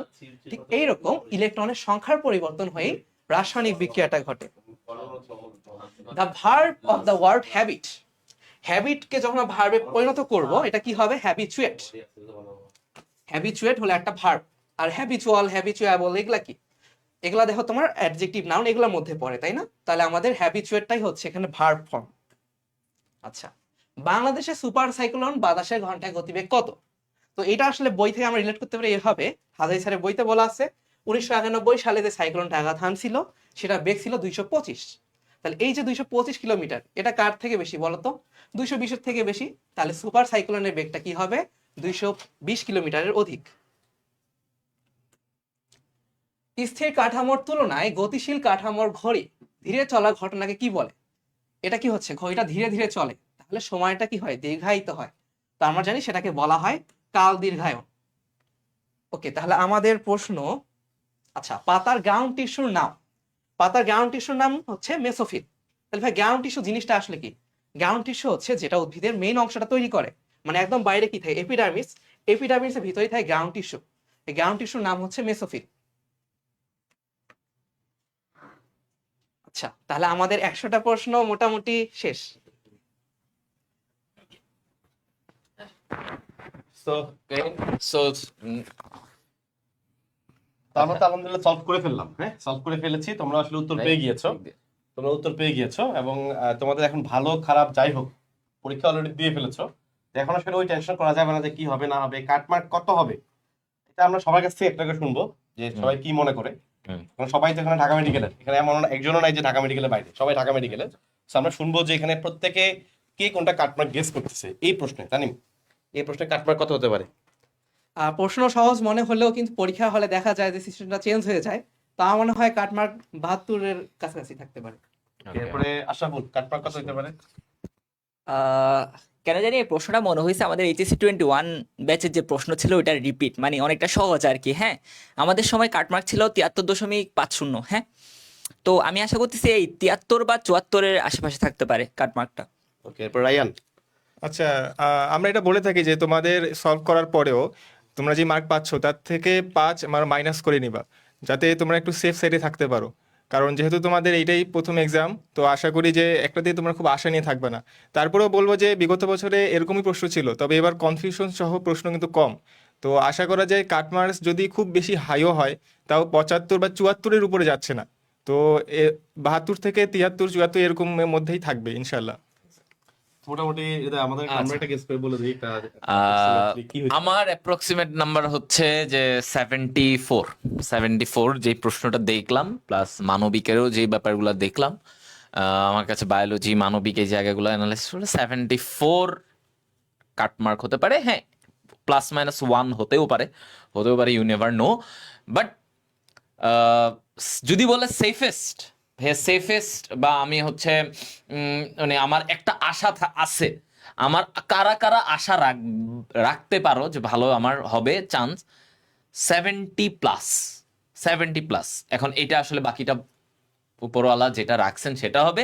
70+ যাদের আছে তারা একটা আশা রাখতে পারে। আশা রাখো। কারণ অনেক সময় হয় কি আমরা যেটা ধরেছি উত্তর, বা সবাই যেটা উত্তর ধরেছে, যেহেতু মেডিকেলের ক্ষেত্রে উত্তরমালা প্রকাশিত হয় না, সেক্ষেত্রে স্যারদের সাথে যারা প্রশ্ন করেছেন তাদের সাথে কিছু প্রশ্নে 2-3টা প্রশ্নে একটু উলটপালট হতে পারে, এবং দুইটা প্রশ্ন যদি একটু ঝামেলা হয় এটা মানে কিন্তু আড়াই নাম্বার। ওকে, সো আমরা মোটামুটি আমরা যদি এভারেজ করলে মোটামুটি 73 হতে পারে একটা কাটমার্ক। 73 আশেপাশে প্লাস মাইনাস 2 হতে পারে। তো তোমরা মোটামুটি 70+ যারা আছে তোমরা ইনশাআল্লাহ আশা রাখতে পারো। এবং দেখো বাকি যারা আছে আশাহত হয়ে যাবে বিষয়টা এরকম না, এটা হচ্ছে যে ইনশাআল্লাহ আসলে দোয়া করতে থাকো, বলা যায় না তো আসলে মেডিকেলের প্রশ্নপত্রে সারা কোনটা উত্তর ধরেছে কি করেছে বলা যায় না। তারপরে আমরা ইনশাআল্লাহ আশা করি যে তোমাদের এই যে লম্বা যে স্ট্রাগল পিরিয়ড, পুরো প্রায় 3 মাস ধরে তোমাদের স্ট্রাগল পিরিয়ডটা, এটা ইনশাআল্লাহ একটা গুড একটা এন্ডিং হবে। এবং ইনশাল্লাহ সামনে আমাদের আরো অনেকগুলো যাত্রা আছে, অনেক জায়গায় পরীক্ষা আছে, অনেক কিছু আছে। সো ইনশাল্লাহ আস্তে ধীরে সবাই একটু প্রিপারেশন নেওয়া শুরু করো, মেন্টালি একটু স্টেবল হয়ে তুমি প্রিপারেশন নেওয়া শুরু করো। কারণ মনে রাখবে একটা জায়গায় বন্ধ হয়েছে মানে কিন্তু আর 10টা জায়গায় খুলে গেছে, তার মানে তোমার কিন্তু অনেক অনেক জায়গায় দেখবে অপরচুনিটি তৈরি হবে। এবং বিষয়টা হচ্ছে এটা, তুমি যেখানে যাবা সেখানে তুমি আসলে বেস্ট হওয়ার ট্রাই করবা, এটা হচ্ছে ফ্যাক্ট। যেখানে যাবা, ওকে, তুমি ইনশাল্লাহ মেডিকেল আসছো তো আলহামদুলিল্লাহ ভালোই, এখানে তুমি বেস্ট হবা। তুমি অন্য যেখানেই যাবা ওখানে ইনশাল্লাহ তুমি বেস্ট হবা, তাহলে মোটামুটি দেখবা যে তোমার আর এই পরীক্ষার গ্লানি বা এই পরীক্ষার কষ্ট, এই পরীক্ষার অতিরিক্ত আনন্দ কিছুই থাকবে না। ওকে, এক্স্যাক্টলি। আর যেটা হামিম বলল যে তোমরা যারা এখন আগামী, আমি বলি তোমাদের রেজাল্টটা কবে দিতে পারে, এটা তোমাদের একটা ভেরি কমন চিন্তা বর্তমানে, রেজাল্ট কবে দিতে পারে। আচ্ছা দেখো, রেজাল্ট আমি জানি না, আমি স্বাস্থ্য মন্ত্রণালয়ের কোনো লোক না, স্বাস্থ্য মন্ত্রণালয় থেকে কোনো বার্তা আসে নাই যে কবে দিবে। তবে আমি যদি অ্যাজ ইউজুয়াল বলি, 14 হাইয়েস্ট তোমাকে 14 তারিখ দিতে পারে, হাইয়েস্ট যে আজকে 12 তারিখ, 2 দিনের মধ্যে 14 তারিখ দিতে পারে। আর নয়তো 15 তারিখ দেওয়ার সমূহ সম্ভাবনা, কারণ 16 তারিখ বিজয় দিবস, 16 তারিখ ছুটির দিন, তখন তোমাদের কিছু এগুলো দিবে না। তো আমার কাছে মনে হচ্ছে 14 হাইয়েস্ট, নাইলে 15 তারিখ হয়তো তোমাদের রেজাল্ট দিয়ে দিবে, কারণ মেডিকেলের রেজাল্ট সবসময় 2 থেকে 3 দিনের মধ্যে দিয়ে দেয়। আচ্ছা, এখন আগামী 2 দিন কি করবো অ্যাটলিস্ট ভাইয়া, 14 তারিখ যদি রেজাল্ট দেওয়ার একটা চান্সেস থাকে, তাহলে আমরা এই 2 দিন কি করবো, আজকে থেকে দোয়া করো, নামাজ পড়ো, বা যার যে যে ধর্মের আছো তোমার সেটা তুমি তোমার উপাসনালয়ে যাও, সেখানে গিয়ে তুমি প্রার্থনা করো। তুমি এইটুকু চাও যে তুমি যতটুকু চেষ্টা করছো সেটা যেন একটা এক্সাক্ট ফলাফলটা পাও, ভালো ফলাফলটা পাও। আর নিজেকে একটু শান্ত রাখো একটু। গত 1 মাস বা 2 মাস অনেকেই অনেক অক্লান্ত পরিশ্রম করছো, অনেক টেনশন করছো, বাসা মানে একটা অনেকেরই থাকে যে বাবা মায়ের সাথে হয়তো ঠিক মতন কথা বলতে পারো না, ভাই বোনের সাথে কথা বলতে পারো না, পড়াশোনার প্রেশারে। একটু টাইম দাও, তাদের সাথে 1-2 দিন একটু কথা বলো, গল্প করো, ফ্রেশ হও, নিজেকে একটু ফ্রেশ রাখো 1-2 দিন। একটা বড় ধকল দিছো, আল্লাহ যেটা রাখছেন সেটাই হবে, হোক বা না হোক, যেটাই হোক ফলাফল, তুমি নিজেকে ফ্রেশ রাখো। কারণ তুমি যদি এখনই ডিপ্রেস ফিল করো, তাহলে তুমি সামনে তোমাদের 20 তারিখে ঢাকা ইউনিভার্সিটির পরীক্ষা, জানুয়ারির 3 তারিখ এগ্রির পরীক্ষা আছে, এর মাঝখানে জেইউর পরীক্ষা আছে, বিভিন্ন পরীক্ষা তোমাদের থাকবে, চিটাগাং ইউনিভার্সিটি, রাজশাহী ইউনিভার্সিটি, এরপরে জানুয়ারির পরে জিএসটির পরীক্ষা। তাহলে অনেক পরীক্ষা কিন্তু তোমার সামনে আছে, সো তোমার হতাশ হওয়া যাবে না। এই জন্য আমি সাজেশন দিব, এই যে আজকের 1-2 দিন, এই আগামী 1-2 দিন একটু নিজেকে শান্ত করো, ফোকাস রাখো। যারা আশানুরূপ পরীক্ষা দাও নাই আজকে, ধরো এমন হয়েছে যে তুমি মিলায়া দেখছো 70 কোনোভাবে উঠবে না, তুমি মিলায়া দেখছো তোমার 60 কোনো রকমে থাকবে, তো বা 60-65 বা তারও কম। তো তোমরা যারা এই রেঞ্জে আসো, যদি এরকম ভেবে থাকো, একটু রিল্যাক্স করো, একটা দিন চুপ থাকো, একটু শান্ত হও, নিজেকে ঠান্ডা করো, যে যা হবার হয়েছে, আমি নেক্সট পরীক্ষাগুলো ভালো করে পড়ি, সেটার প্ল্যান করা শুরু করে দিবা, ঠিক আছে? আর এখানে অনেক 26 ব্যাচের জুনিয়ররা আছে। আজকে ইনশাল্লাহ হ্যাঁ, আমাদের কিন্তু আজকে ইনশাল্লাহ আমাদের লঞ্চিং হবে 26 ব্যাচের জুনিয়ররা, তোমরা জানো, কারণ তোমাদের সিনিয়র ব্যাচের চ্যাপ্টার ক্লোজড। কারণ এই পরীক্ষা দিয়ে কিন্তু মেডিকেল প্লাস ডেন্টাল দুটাই কভার একসাথে, এমন না যে 1 মাস পরে ডেন্টাল পরীক্ষা। সো মেডিকেল প্লাস ডেন্টাল দুটাই ডান। 25 ব্যাচের জন্য আমাদের টার্গেট ডিএমসির পথযাত্রা এখানে শেষ। আমরা ওদেরকে যথেষ্ট চেষ্টা করেছি, ফ্রিতে হোক, পেইডে গ্রুপে আমাদের সার্ভিস হোক, যথেষ্ট চেষ্টা করেছি। এখন এই প্রশ্নের পরে আমরা একটা বলি হামিম, যে কেন ওদের 26 ব্যাচের অনেকে আছে, ওদের কেন আসলে এখন থেকে মানে প্রস্তুতি রাখাটা জরুরি। ওরা অনেকে ভাবতে পারে যে ভাইয়া প্রশ্ন তো সহজ, এই প্রশ্ন তো আমি 2 মাস পড়লে পারবো। অনেকে এরকম লিখতেছে যে 70 ভাই আমি এটা 26 আসলে ব্যাচ। মনে হয় মনে হয়। যেমন তুমি প্রথমবার তুমি একটা প্রশ্ন দেখবা এবং তুমি 26 পেয়েছো, তুমি 27 পেয়েছো যদি হয়ে থাকো, এমন হতে পারে তুমি প্রশ্ন সলভ করলে 60 প্লাস পেয়ে গেছো, মনে হতে পারে। ওর মনে হইতে পারে, উত্তরমালা দেখার পর সবার একটু মনে সবার মনে হয়, হয়। প্রশ্ন দেখার পর একটু মনে হয়। কিন্তু আসলে মেডিকেলে চান্স পাওয়ার ক্ষেত্রে লাস্টে যে 5 থেকে 10 নাম্বার, ওইটাই কিন্তু মেইন ফ্যাক্টর হয়ে দাঁড়ায়। এবং এবছর প্রশ্নটা একটু ইজি হয়েছে কম্পারেটিভলি, 17 সালে ইজি হয়েছিল, এরপরে 21 একটু ইজি হয়েছে, এরকম একটা গ্যাপ দিয়ে ইজি হয়। সো এবার ইজি হয়েছে মানে কিন্তু আবার সামনে সময় একটু ধকল আসতে যাচ্ছে।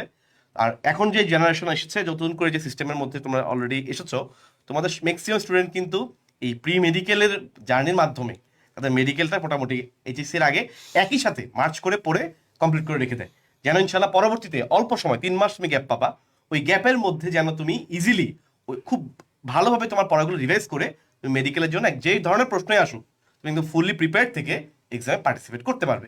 এবং পরীক্ষার হলে তখন দেখবে তোমার কাছে কিছু প্রশ্ন কনফিউশন বলে মনে হবে না, কারণ তুমি এগুলো কয়েক ধাপে প্র্যাকটিস করার এবং কয়েক ধাপে রিভিশন দেওয়ার সুযোগ পাবে।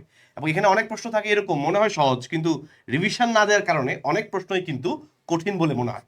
ঠিক এই পয়েন্টটাতে আমরা ইনশাল্লাহ কাজ করি এবং করব। তো 26 ব্যাচের জন্য ইনশাল্লাহ আমাদের আজকে থেকে আমরা প্রি মেডিকেল লঞ্চ করবো ইনশাল্লাহ।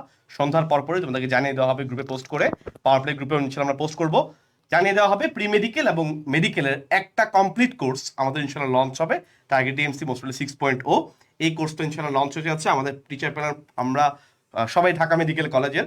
সো ঢাকা মেডিকেল কলেজের যারা আসলে ভালো জায়গায় ভালোভাবে পরীক্ষা দিতে চান্স পেয়েছে, এই প্যানেলটাই কিন্তু ইনশাল্লাহ তোমাদেরকে গাইড করবে বা আমরা গাইড করব। তো আলটিমেটলি তোমাদের ইচ এন্ড এভরিথিং আমরা ইনশাল্লাহ আমাদের এই সন্ধ্যার পরে যে লাইভ হবে, লাইভ ইনশাল্লাহ বলে দিব, তোমরা সবাই থাকবে এবং আমরা তোমাদের টেস্ট পরীক্ষার জন্য গ্যাপ দিব। টেস্ট পরীক্ষার আগ পর্যন্ত আমরা ইনশাল্লাহ রুটিনটাও পাবলিশ করব। পুরোটা কি জিনিস তোমরা আজকে সন্ধ্যার পরে লাইভে থাকলে ইনশাল্লাহ জানতে পারবে। ওকে, সো সবাই ভালো থাকো, সুস্থ থাকো। 25 ব্যাচ যারা আছো একটু রেস্ট নাও, আর 26 ব্যাচ রেডি হও, ঠিক আছে? 25 ব্যাচ রেস্ট নাও আপাতত। ওকে, আল্লাহ হাফেজ, টাটা। ভালো থেকো সবাই, আল্লাহ হাফেজ।